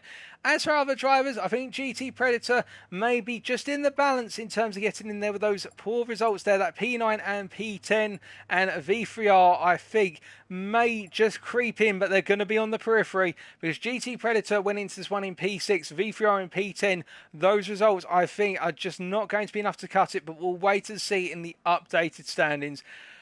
T2F, meanwhile, again, it's going to be a close one because I think that unfortunately that for the drivers there in T2F, whilst it was the case that Breton was able to do enough, it just wasn't his teammates' day, but we will wait and find out. But fantastic racing up and down the field. Thank you to our host circuit, of course, and thank you to our race host, i.e. GTS-BOCA's Tosh, for hosting this lobby and bringing the commentary in French as we brought the commentary to you in English. But that's all for now in terms of Bathurst. We say goodbye to the Australian circuit and we wait until next week for the opening of the Season 6 final, where our remaining 7 teams will go head-to-head for the final over the course of 4 rounds, and we'll be bringing you the action same time next week, and we look forward to doing so. But until then, I've been TX141, or Paul Walsh, or Britain Spit, depending on what media you follow me on. And this has been the Binome Manufacturers Elite Endurance Cup Season 6 2021 semi-final, Round 2, Pool B. Thank you very much for tuning in. And until next time, stay safe, stay well, stay smiling, but most importantly, remember to stay on track. Good night.